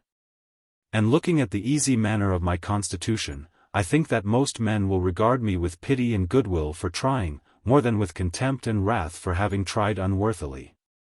Even as in the wrestling ring, whatever man did his best, and made an honest conflict, I always laid him down with softness, easing off his dusty fall. But the thing which next betided me was not a fall of any sort, but rather a most glorious rise to the summit of all fortune. For in good truth it was no less than the return of Lorna, my own darling, in wonderful health and spirits, and as glad as a bird to get back again. It would have done anyone good for a 12-month to behold her face and doings, and her beaming eyes and smile, not to mention blushes also at my salutation, when this queen of every heart ran about our rooms again. She did love this, and she must see that, and where was our old friend the cat? All the house was full of brightness, as if the sun had come over the hill, and Lorna were his mirror. My mother sat in an ancient chair, and wiped her cheeks, and looked at her, and even Lizzie's eyes must dance to the freshness and joy of her beauty. As for me, you might call me mad. For I ran out and flung my best hat on the barn, and kissed Mother Fry, till she made at me with the sugar nippers. What a quantity of things Lorna had to tell us! And yet how often we stopped her mouth, at least Mother, and Lizzie, and she quite as often would stop her own, running up in her joy to some one of us. And then there arose the eating business, which people now call refreshment, in these dandified days of our language, for how was it possible that our Lorna could have come all that way? And to her own Exmoor, without being terribly hungry? Oh, I do love it all so much, said Lorna, now for the 50th time, and not meaning only the victuals. The scent of the gorse on the moors drove me wild, and the primroses under the hedges. I am sure I was meant for a farmer's, for a farmhouse life, dear Lizzie, for Lizzie was looking saucily, just as you were meant for a soldier's bride, and for writing dispatches of victory. And now, since you will not ask me, dear Mother, in the excellence of your manners, and even John has not the impudence, in spite of all his coat of arms, I must tell you a thing, which I vowed to keep until tomorrow morning. But my resolution fails me. I am my own mistress. What think you of that, Mother? I am my own mistress. Then you shall not be so long, cried I. For Mother seemed not to understand her, and sought about for her glasses. Darling, you shall be mistress of me, and I will be your master.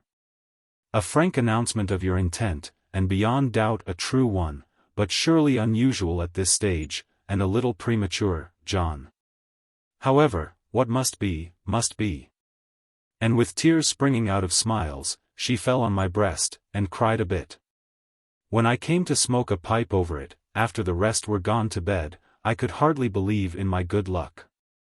For here was I, without any merit, except of bodily power, and the absence of any falsehood, which surely is no commendation, so placed that the noblest man in England might envy me, and be vexed with me. For the noblest lady in all the land, and the purest, and the sweetest, hung upon my heart, as if there was none to equal it. I dwelled upon this matter, long and very severely, while I smoked a new tobacco, brought by my own Lorna for me, and next to herself most delicious. And as the smoke curled away, I thought, surely this is too fine to last, for a man who never deserved it. Seeing no way out of this, I resolved to place my faith in God. And so went to bed and dreamed of it. And having no presence of mind to pray for anything, under the circumstances, I thought it best to fall asleep, and trust myself to the future. Yet ere I fell asleep the roof above me swarmed with angels, having Lorna under it. In the morning Lorna was ready to tell her story, and we to hearken, and she wore a dress of most simple stuff, and yet perfectly wonderful, by means of the shape and her figure. Lizzie was wild with jealousy, as might be expected, though never would Annie have been so, but have praised it, and craved for the pattern, and mother not understanding it, looked forth to be taught about it. For it was strange to note that lately my dear mother had lost her quickness, and was never quite brisk, unless the question were about myself. She had seen a great deal of trouble. And grief begins to close on people, as their power of life declines. We said that she was hard of hearing. But my opinion was, that seeing me inclined for marriage made her think of my father, and so perhaps a little too much, to dwell on the courting of 30 years agone. Anyhow, she was the very best of mothers, and would smile and command herself. And be, or try to believe herself, as happy as could be, in the doings of the younger folk, and her own skill in detecting them. Yet, with the wisdom of age, renouncing any opinion upon the matter, since none could see the end of it. But Lorna in her bright young beauty, and her knowledge of my heart, was not to be checked by any thoughts of haply coming evil. In the morning she was up, even sooner than I was, and through all the corners of the hens, remembering every one of them. I caught her and saluted her with such warmth, being now none to look at us, that she vowed she would never come out again, and yet she came the next morning. These things ought not to be chronicled. Yet I am of such nature, that finding many parts of life adverse to our wishes, I must now and then draw pleasure from the blessed portions. And what portion can be more blessed than with youth, and health, and strength, to be loved by a virtuous maid, and to love her with all one's heart? Neither was my pride diminished, when I found what she had done, only from her love of me. Earl Brandir's ancient steward, in whose charge she had travelled, with a proper escort, looked upon her as a lovely maniac. And the mixture of pity and admiration wherewith he regarded her, was a strange thing to observe, especially after he had seen our simple house and manners. On the other hand, Lorna considered him a worthy but foolish old gentleman, to whom true happiness meant no more than money and high position. These two last she had been ready to abandon wholly, and had in part escaped from them, as the enemies of her happiness. And she took advantage of the times, in a truly clever manner. For that happened to be a time, as indeed all times hitherto, so far as my knowledge extends, have, somehow or other, happened to be, when everybody was only too glad to take money for doing anything. And the greatest money-taker in the kingdom, next to the king and queen, of course, who had due preeminence, and had taught the maids of honor, was generally acknowledged to be the Lord Chief Justice Jeffreys. Upon his return from the bloody assizes, with triumph and great glory, after hanging every man who was too poor to help it, he pleased his gracious majesty so purely with the description of their delightful agonies, that the king exclaimed, "This man alone is worthy to be at the head of the law." Accordingly in his hand was placed the great seal of England. So it came to pass that Lorna's destiny hung upon Lord Jeffreys. For at this time Earl Brandir died, being taken with gout in the heart, soon after I left London. Lorna was very sorry for him. But as he had never been able to hear one tone of her sweet silvery voice, it is not to be supposed that she wept without consolation. She grieved for him as we ought to grieve for any good man going, and yet with a comforting sense of the benefit which the blessed exchange must bring to him. Now the Lady Lorna Doone appeared to Lord Chancellor Jeffreys so exceeding wealthy a ward that the lock would pay for turning.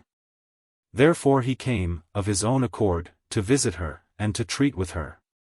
Having heard, for the man was as big a gossip as never cared for anybody, yet loved to know all about everybody, that this wealthy and beautiful maiden would not listen to any young lord. Having pledged her faith to the plain John Ridd. Thereupon, our Lorna managed so to hold out golden hopes to the Lord High Chancellor, that he, being not more than 3 parts drunk, saw his way to a heap of money. And there and then, for he was not the man to dally long about anything, upon surety of a certain round sum, the amount of which I will not mention. Because of his kindness towards me, he gave to his fair ward permission, under sign and seal, to marry that loyal knight, John Ridd. Upon condition only that the king's consent should be obtained. His Majesty, well disposed towards me for my previous service, and regarding me as a good Catholic, being moved moreover by the Queen, who desired to please Lorna, consented. Without much hesitation, upon the understanding that Lorna, when she became of full age, and the mistress of her property, which was still under guardianship, should pay a heavy fine to the crown, and devote a fixed portion of her estate to the promotion of the Holy Catholic faith, in a manner to be dictated by the king himself.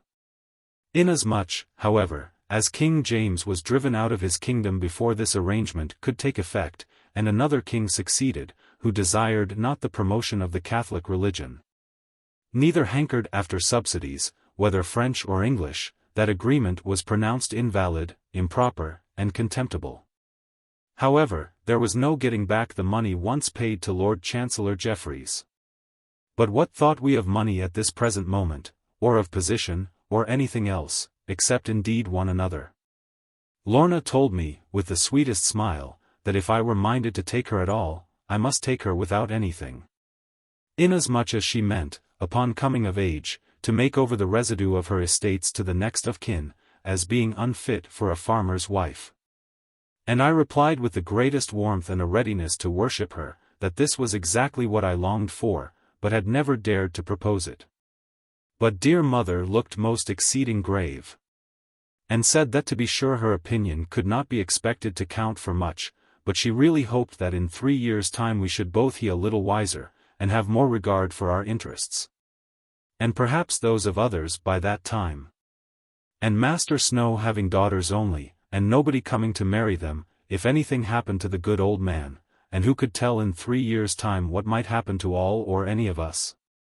Why, perhaps his farm would be for sale, and perhaps Lady Lorna's estates in Scotland would fetch enough money to buy it, and so throw the 2 farms into one, and save all the trouble about the brook, as my poor father had longed to do many and many a time, but not having a title could not do all quite as he wanted. And then if we young people grew tired of the old mother, as seemed only too likely, and was according to nature, why we could send her over there, and Lizzie to keep her company. When mother had finished, and wiped her eyes, Lorna, who had been blushing rosily at some portions of this great speech, flung her fair arms around mother's neck, and kissed her very heartily, and scolded her, as she well deserved, for her want of confidence in us.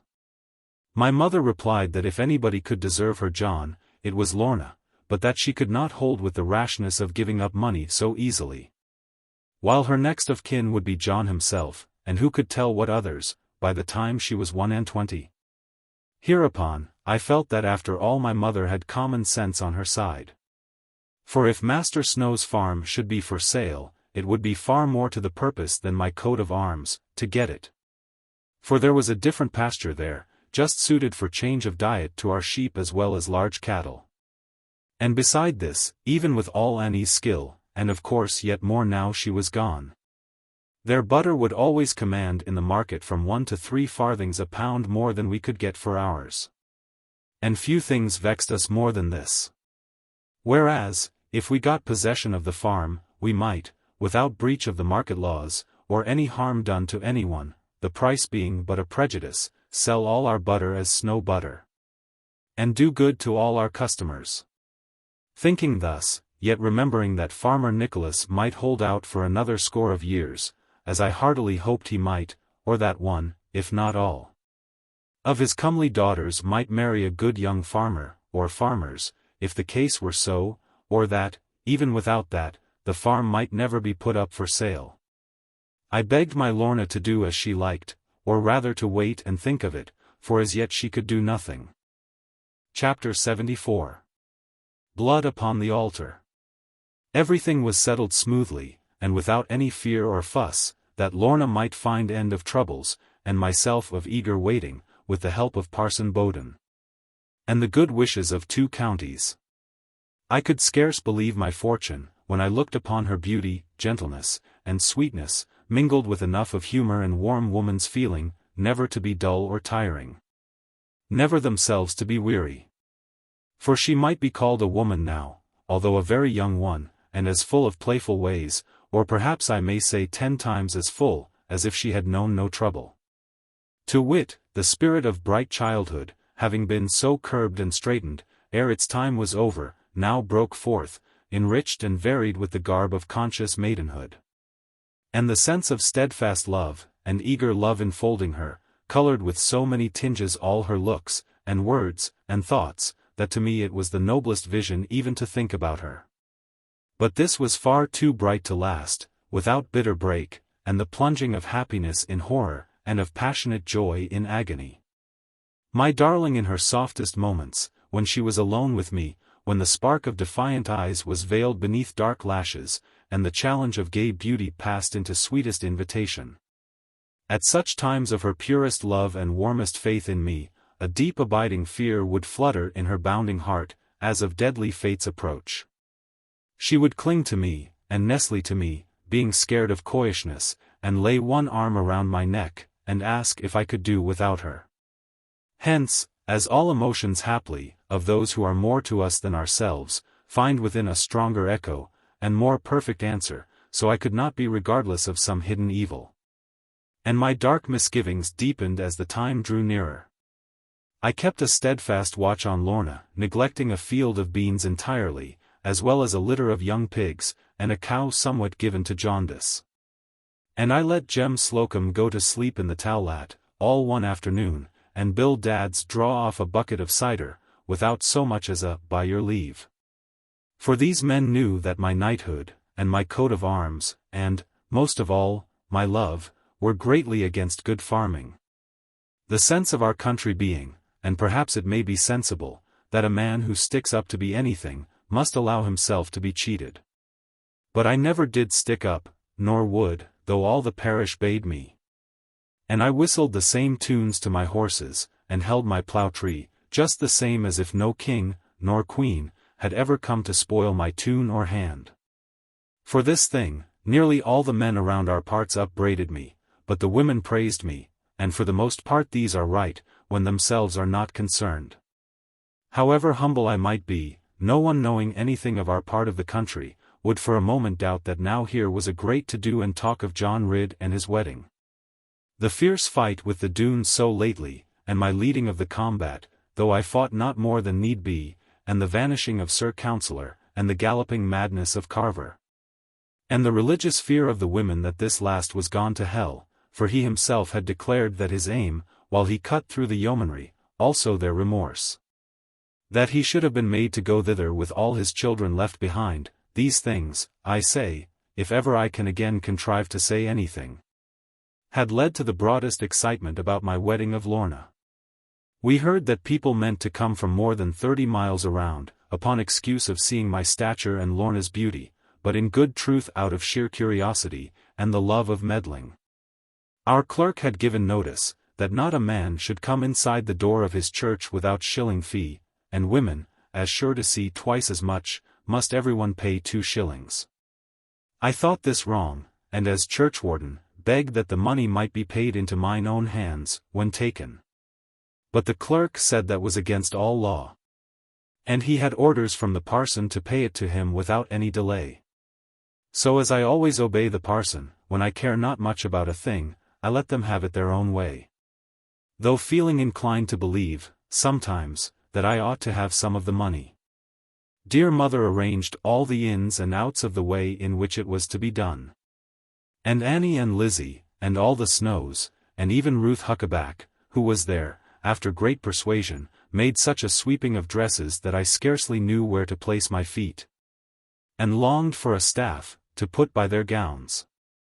Then Lorna came out of a pew halfway, in a manner which quite astonished me, and took my left hand in her right, and I prayed God that it were done with. My darling looked so glorious, that I was afraid of glancing at her, yet took in all her beauty. She was in a fright, no doubt, but nobody should see it. Whereas I said, to myself at least, I will go through it like a gravedigger. Lorna's dress was of pure white, clouded with faint lavender, for the sake of the old Earl Brander, and as simple as need be, except for perfect loveliness. I was afraid to look at her, as I said before, except when each of us said, I will, and then each dwelled upon the other. It is impossible for any who have not loved as I have to conceive my joy and pride, when after ring and all was done, and the parson had blessed us. Lorna turned to look at me with her glances of subtle fun subdued by this great act. Her eyes, which none on earth may ever equal, or compare with, told me such a depth of comfort, yet awaiting further commune, that I was almost amazed, thoroughly as I knew them. Darling eyes, the sweetest eyes, the loveliest, the most loving eyes, the sound of a shot rang through the church, and those eyes were filled with death. Lorna fell across my knees when I was going to kiss her, as the bridegroom is allowed to do, and encouraged, if he needs it. A flood of blood came out upon the yellow wood of the altar steps, and at my feet lay Lorna, trying to tell me some last message out of her faithful eyes. I lifted her up, and petted her, and coaxed her, but it was no good. The only sign of life remaining was a spurt of bright red blood. Some men know what things befall them in the supreme time of their life, far above the time of death, but to me comes back as a hazy dream, without any knowledge in it, what I did, or felt, or thought, with my wife's arms flagging, around my neck, as I raised her up, and softly put them there. She sighed a long sigh on my breast, for her last farewell to life, and then she grew so cold, that I asked the time of year. It was Whit Tuesday, and the lilacs all in blossom. And why I thought of the time of year, with the young death in my arms, God or his angels, may decide, having so strangely given us. Enough that so I did, and looked. And our white lilacs were beautiful. Then I laid my wife in my mother's arms, and begging that no one would make a noise, went forth for my revenge. Of course, I knew who had done it. There was but one man in the world, or at any rate, in our part of it, who could have done such a thing. I use no harsher word about it, while I leaped upon our best horse, with bridle but no saddle, and set the head of Kickums towards the course now pointed out to me. Who showed me the course, I cannot tell. I only know that I took it. And the men fell back before me. Weapon of no sort had I. Unarmed, and wondering at my strange attire, with a bridal vest, wrought by our Annie, and red with the blood of the bride, I went forth just to find out this. Whether in this world there be or be not God of justice. With my vicious horse at a furious speed, I came upon Black Barrow Down, directed by some shout of men, which seemed to me but a whisper. And there, about a furlong before me, rode a man on a great black horse, and I knew that the man was Carver Doone. Your life or mine, I said to myself, as the will of God may be. But we two live not upon this earth, one more hour together. I knew the strength of this great man. And I knew that he was armed with a gun, if he had time to load again, after shooting my Lorna, or at any rate with pistols, and a horseman's sword as well. Nevertheless, I had no more doubt of killing the man before me than a cook has of spitting a headless fowl. Sometimes seeing no ground beneath me, and sometimes heeding every leaf, and the crossing of the grass blades, I followed over the long moor, reckless whether seen or not. But only once the other man turned round and looked back again, and then I was beside a rock, with a reedy swamp behind me.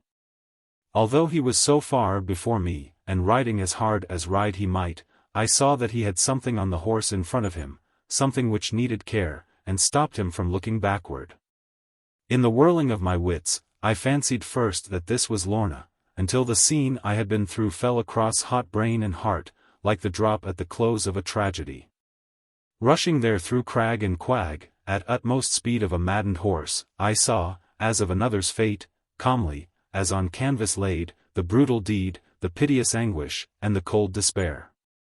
The man turned up the gully leading from the moor to Cloven Rocks, through which John Fry had tracked Uncle Ben, as of old related.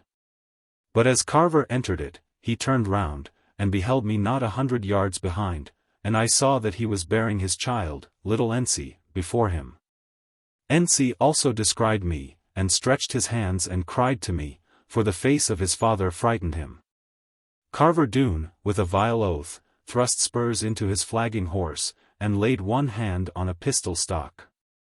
Whence I knew that his slung carbine had received no bullet since the one that had pierced Lorna. And a cry of triumph rose from the black depths of my heart. What cared I for pistols? I had no spurs, neither was my horse one to need the rowel. I rather held him in than urged him, for he was fresh as ever. And I knew that the black steed in front, if he breasted the steep ascent, where the track divided, must be in our reach at once. His rider knew this.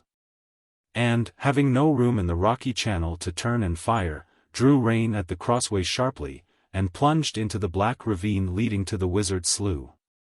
Is it so?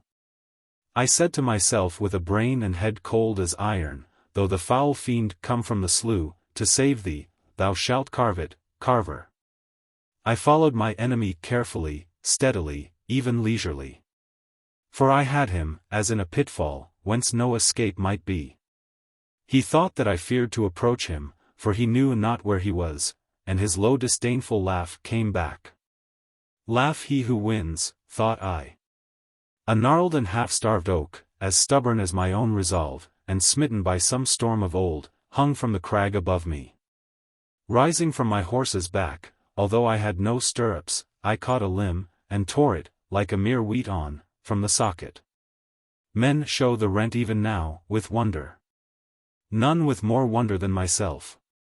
Carver Doone turned the corner suddenly on the black and bottomless bog.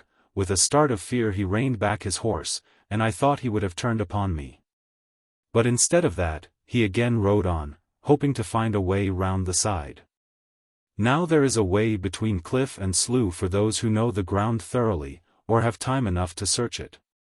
But for him there was no road, and he lost some time in seeking it. Upon this he made up his mind, and wheeling, fired, and then rode at me. His bullet struck me somewhere, but I took no heed of that. Fearing only his escape, I laid my horse across the way, and with the limb of the oak struck full on the forehead his charging steed. Ere the slash of the sword came nigh me, man and horse rolled over, and well nigh bore my own horse down, with the power of their onset. Carver Doone was somewhat stunned, and could not arise for a moment. Meanwhile I leaped on the ground and awaited, smoothing my hair back, and baring my arms, as though in the ring for wrestling. Then the little boy ran to me, clasped my leg, and looked up at me, and the terror in his eyes made me almost fear myself.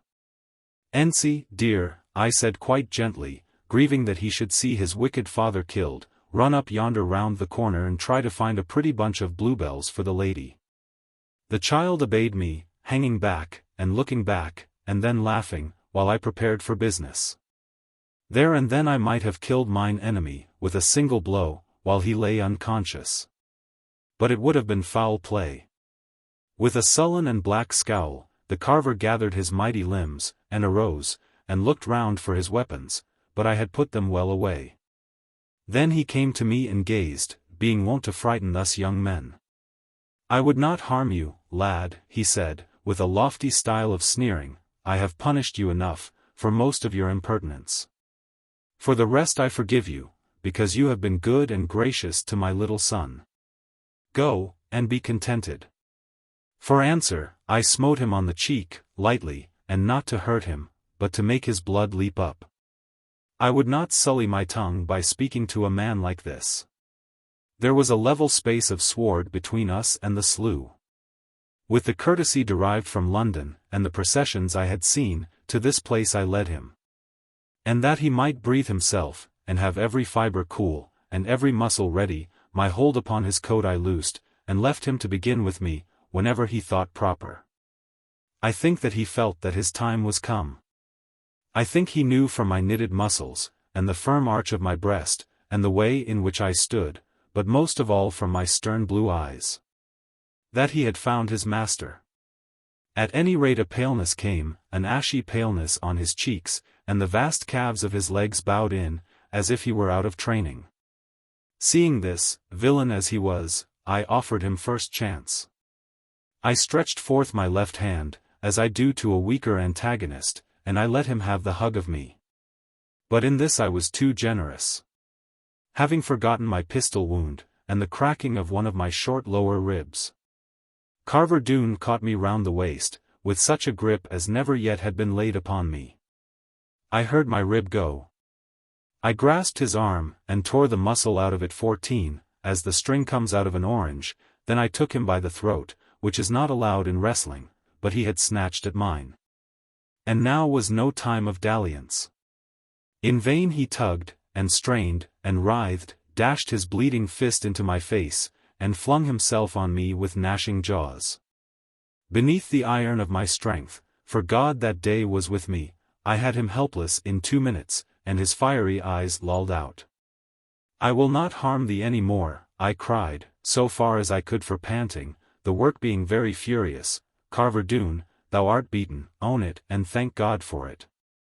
And go thy way, and repent thyself. It was all too late. Even if he had yielded in his ravening frenzy, for his beard was like a mad dog's jowl, even if he would have owned that, for the first time in his life, he had found his master, it was all too late. The black bog had him by the feet, the sucking of the ground drew on him, like the thirsty lips of death. In our fury, we had heeded neither wet nor dry, nor thought of earth beneath us. I myself might scarcely leap, with the last spring of o'erlabored legs, from the engulfing grave of slime. He fell back, with his swarthy breast, from which my grip had rent all clothing, like a hummock of bog oak, standing out the quagmire.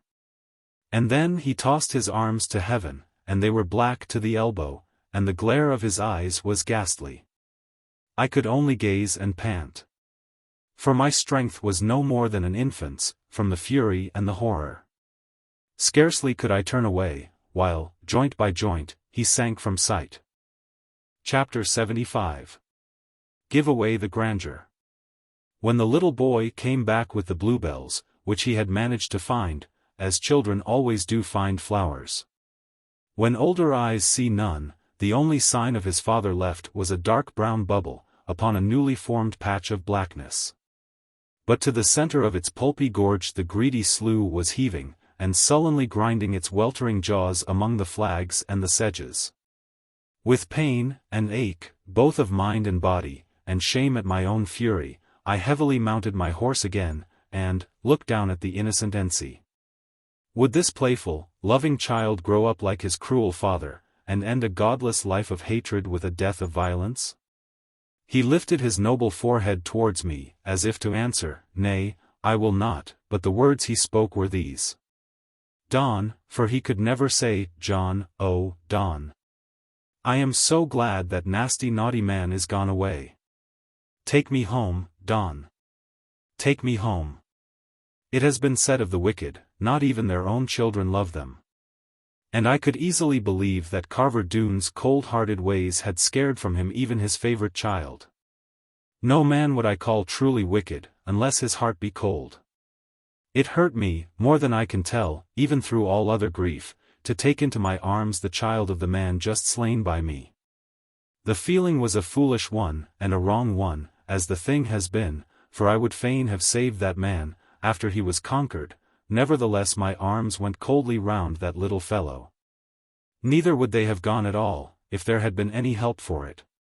But I could not leave him there, till someone else might fetch him. On account of the cruel slough, and the ravens which had come hovering over the dead horse, neither could I, with my wound, tie him on my horse and walk. For now I had spent a great deal of blood, and was rather faint and weary. And it was lucky for me that Kickums had lost spirit, like his master, and went home as mildly as a lamb. For, when we came towards the farm, I seemed to be riding in a dream almost. And the voices both of man and women, who had hurried forth upon my track, as they met me, seemed to wander from a distant muffling cloud. Only the thought of Lorna's death, like a heavy knell, was tolling in the belfry of my brain. When we came to the stable door, I rather fell from my horse than got off. And John Fry, with a look of wonder, took Kickums' head, and led him in. Into the old farmhouse I tottered, like a weanling child, with mother in her common clothes, helping me along, yet fearing, except by stealth, to look at me. "I have killed him," was all I said. "Even as he killed Lorna. Now let me see my wife, mother. She belongs to me none the less, though dead." "You cannot see her now, dear John," said Ruth Huckaback, coming forward. "Since no one else had the courage. Annie is with her now, John." "What has that to do with it? Let me see my dead one, and pray myself to die." All the women fell away, and whispered, and looked at me, with side glances, and some sobbing, for my face was hard as flint. Ruth alone stood by me, and dropped her eyes, and trembled. Then one little hand of hers stole into my great shaking palm, and the other was laid on my tattered coat, yet with her clothes she shunned my blood, while she whispered gently, "John, she is not your dead one. She may even be your living one yet, your wife, your home, and your happiness. But you must not see her now. Is there any chance for her? For me, I mean. God in heaven knows, dear John. But the sight of you, and in this sad plight, would be certain death to her. Now come first, and be healed yourself." I obeyed her, like a child, whispering only as I went, for none but myself knew her goodness. "Almighty God will bless you, darling, for the good you are doing now. Tenfold, aye, and 1,000-fold, I prayed and I believed it, when I came to know the truth. If it had not been for this little maid, Lorna must have died at once, as in my arms she lay for dead, from the dastard and murderous cruelty. But the moment I left her, Ruth came forward and took the command of everyone, in right of her firmness and readiness. She made them bear her home at once upon the door of the pulpit, with the cushion under the drooping head. With her own little hands she cut off, as tenderly as a pear is peeled, the bridal dress, so steeped and stained. And then with her dainty transparent fingers, no larger than a pencil, she probed the vile wound in the side, and fetched the reeking bullet forth. And then with the coldest water stanched the flowing of the lifeblood. All this while my darling lay insensible, and white as death, and needed nothing but her maiden shroud. But Ruth still sponged the poor side and forehead, and watched the long eyelashes flat upon the marble cheek, and laid her pure face on the faint heart, and bade them fetch her Spanish wine. Then she parted the pearly teeth, feebly clenched on the hovering breath, and poured in wine from a christening spoon, and raised the graceful neck and breast, and stroked the delicate throat. And waited. And then poured in a little more. Annie all the while looked on with horror and amazement, counting herself no second-rate nurse, and this as against all theory. But the quiet lifting of Ruth's hand, and one glance from her dark bright eyes, told Annie just to stand away, and not intercept the air so. And at the very moment when all the rest had settled that Ruth was a simple idiot, but could not harm the dead much, a little flutter in the throat, followed by a short low sigh, made them pause. And look and hope. For hours, however, and days, she lay at the very verge of death, kept alive by nothing but the care, the skill, the tenderness, and the perpetual watchfulness of Ruth. Luckily Annie was not there very often, so as to meddle, for kind and clever nurse as she was, she must have done more harm than good. But my broken rib, which was set by a doctor, who chanced to be at the wedding, was allotted to Annie's care, and great inflammation ensuing, it was quite enough to content her. This doctor had pronounced poor Lorna dead, wherefore Ruth refused most firmly to have aught to do with him. She took the whole case on herself, and with God's help she bore it through. Now whether it were the light and brightness of my Lorna's nature, or the freedom from anxiety, for she knew not of my hurt, or, as some people said, her birthright among wounds and violence, or her manner of not drinking beer, I leave that doctor to determine who pronounced her dead. But anyhow, one thing is certain. Sure as stars of hope above us, Lorna recovered, long ere I did. For the grief was on me still of having lost my love and lover at the moment she was mine. With the power of fate upon me, and the black cauldron of the wizard's death boiling in my heated brain, I had no faith in the tales they told. I believed that Lorna was in the churchyard, while these rogues were lying to me. For with strength of blood like mine, and power of heart behind it, a broken bone must burn itself. Mine went hard with fires of pain, being of such size and thickness, and I was ashamed of him for breaking by reason of a pistol ball, and the mere hug of a man. And it fetched me down in conceit of strength, so that I was careful afterwards. All this was a lesson to me. All this made me very humble, illness being a thing, as yet, altogether unknown to me. Not that I cried small, or skulked, or feared the death which some foretold, shaking their heads about mortification, and a green appearance. Only that I seemed quite fit to go to heaven, and Lorna. For in my sick distracted mind, stirred with many tossings, like the bead in the spread of frog spawn carried by the current, hung the black and central essence of my future life. A life without Lorna, a tadpole life. All stupid head, and no body. Many men may like such life, anchorites, fakirs, high priests, and so on. But to my mind, it is not the native thing God meant for us. My dearest mother was a show, with crying and with fretting. The Doones, as she thought, were born to destroy us. Scarce had she come to some liveliness, though sprinkled with tears, every now and then, after her great bereavement, and 10 years' time to dwell on it, when lo, here was her husband's son. The pet child of her own good John, murdered like his father. Well, the ways of God were wonderful. So they were, and so they are, and so they ever will be. Let us debate them as we will, our ways are His, and much the same, only second-hand from Him. And I expected something from Him, even in my worst of times, knowing that I had done my best.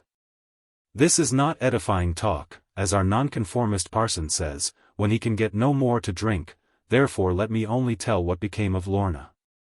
One day, I was sitting in my bedroom, for I could not get downstairs, and there was no one strong enough to carry me, even if I would have allowed it. Though it cost me sore trouble and weariness, I had put on all my Sunday clothes, out of respect for the doctor, who was coming to bleed me again, as he always did twice a week. And it struck me that he had seemed hurt in his mind, because I wore my worst clothes to be bled in, for lie in bed I would not, after 6 o'clock, and even that was great laziness.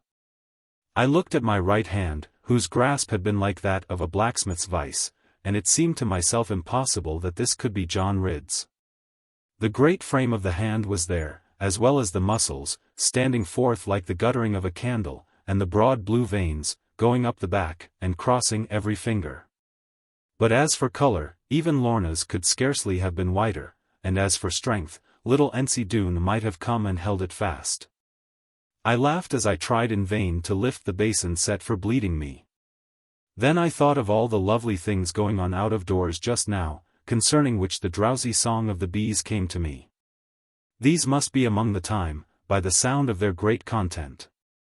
Therefore the roses must be in blossom, and the woodbine, and clove gillyflower.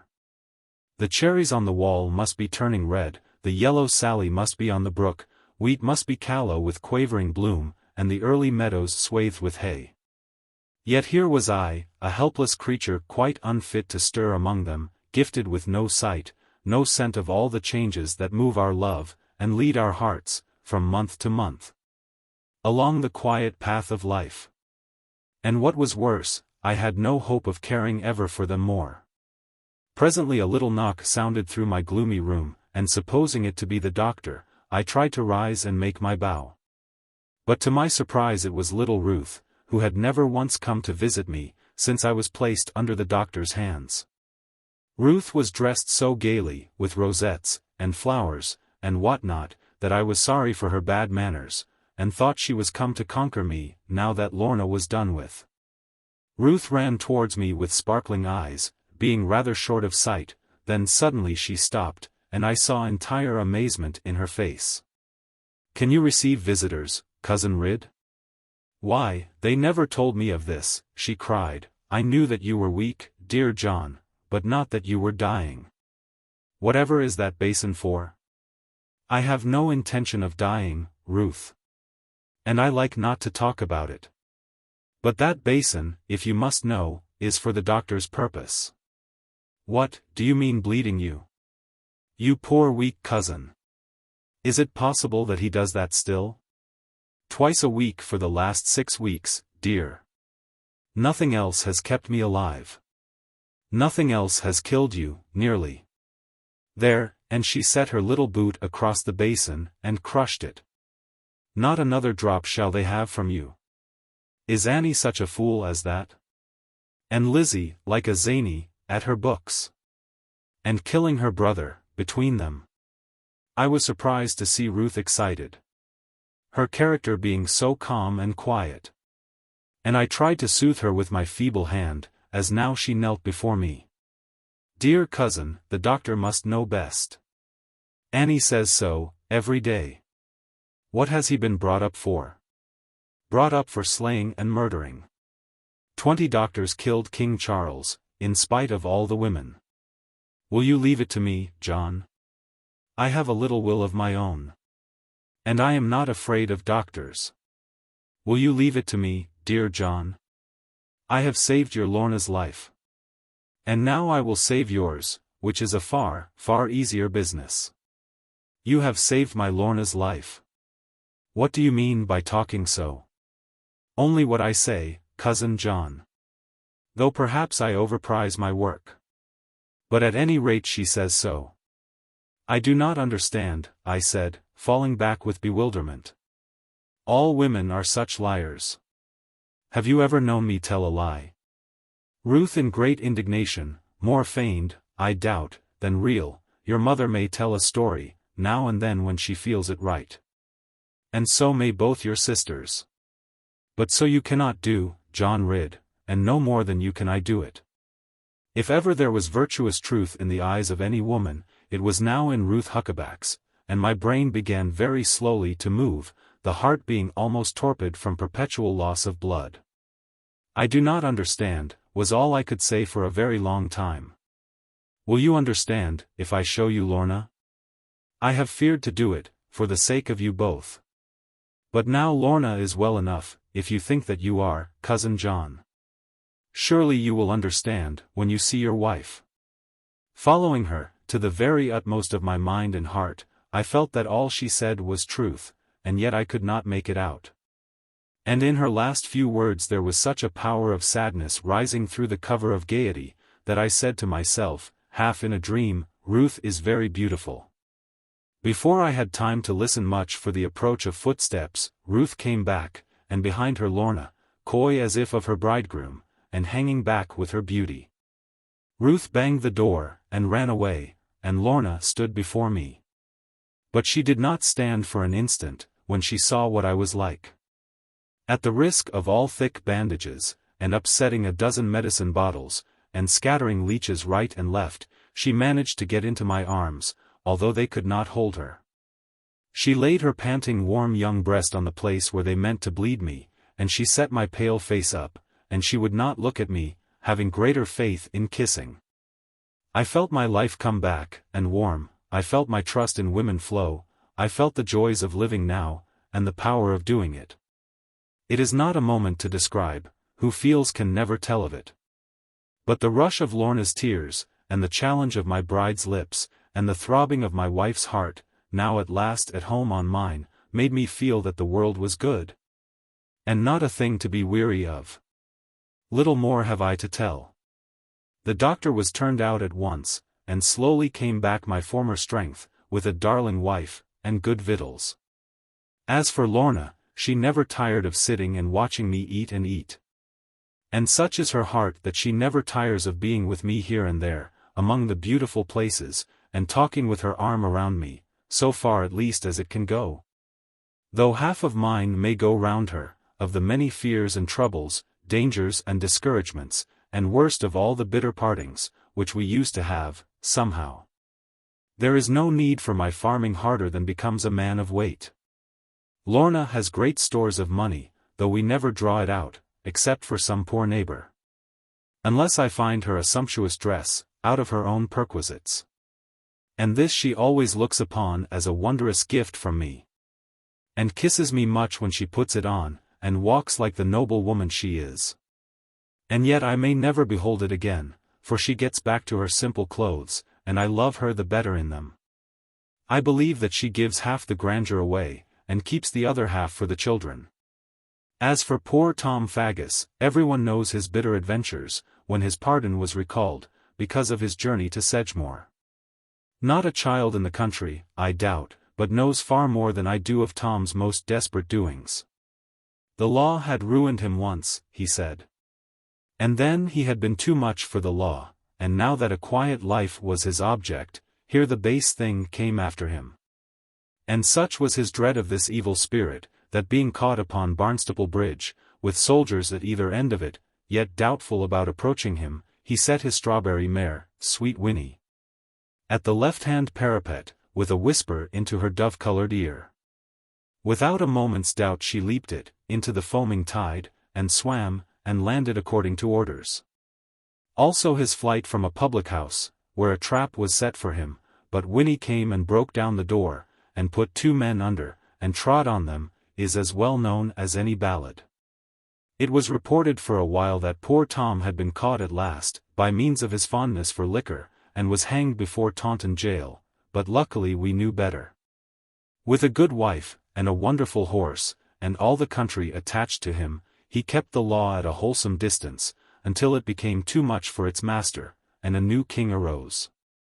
Upon this, Tom sued his pardon afresh, and Jeremy Stickles, who suited the times, was glad to help him in getting it, as well as a compensation. Thereafter the good and respectable Tom lived a godly, though not always sober, life, and brought up his children to honesty, as the first of all qualifications. My dear mother was as happy as possibly need be with us, having no cause for jealousy, as others arose around her. And everybody was well pleased, when Lizzie came in one day and tossed her bookshelf over, and declared that she would have Captain Bloxham, and nobody should prevent her. For that he alone, of all the men she had ever met with, knew good writing when he saw it, and could spell a word when told. As he had now succeeded to Captain Stickles' position, Stickles going up the tree, and had the power of collecting, and of keeping, what he liked, there was nothing to be said against it. And we hoped that he would pay her out. I sent little Ensie to Blundell's school, at my own cost and charges, having changed his name, for fear of what anyone might do to him. I called him Ensie Jones, and we got him a commission, and after many scrapes of spirit, he did great things in the Low Countries. He looks upon me as his father. And without my leave will not lay claim to the heritage and title of the Doones, which clearly belong to him. Ruth Huckaback is not married yet. Although upon Uncle Reuben's death she came into all his property. Except, indeed, £2,000, which Uncle Ben, in his driest manner, bequeathed to Sir John Ridd, the worshipful knight, for greasing of the testator's boots. And he left almost a mint of money, not from the mine, but from the shop, and the good use of usury. For the mine had brought in just what it cost, when the vein of gold ended suddenly, leaving all concerned much older, and some, I fear, much poorer, but no one utterly ruined, as is the case with most of them. Ruth herself was his true mine, as upon deathbed he found. I know a man even worthy of her, and though she is not very young, he loves her, as I love Lorna. It is my firm conviction, that in the end he will win her. And I do not mean to dance again, except at dear Ruth's wedding, if the floor be strong enough. Of Lorna, of my lifelong darling, of my more and more loved wife, I will not talk. For it is not seemly that a man should exalt his pride. Year by year her beauty grows, with the growth of goodness, kindness, and true happiness, above all with loving. For change, she makes a joke of this, and plays with it, and laughs at it, and then, when my slow nature marvels, back she comes to the earnest thing. And if I wish to pay her out for something very dreadful, as may happen once or twice, when we become too gladsome, I bring her to forgotten sadness, and to me for cure of it. By the 2 words, Lorna Doone.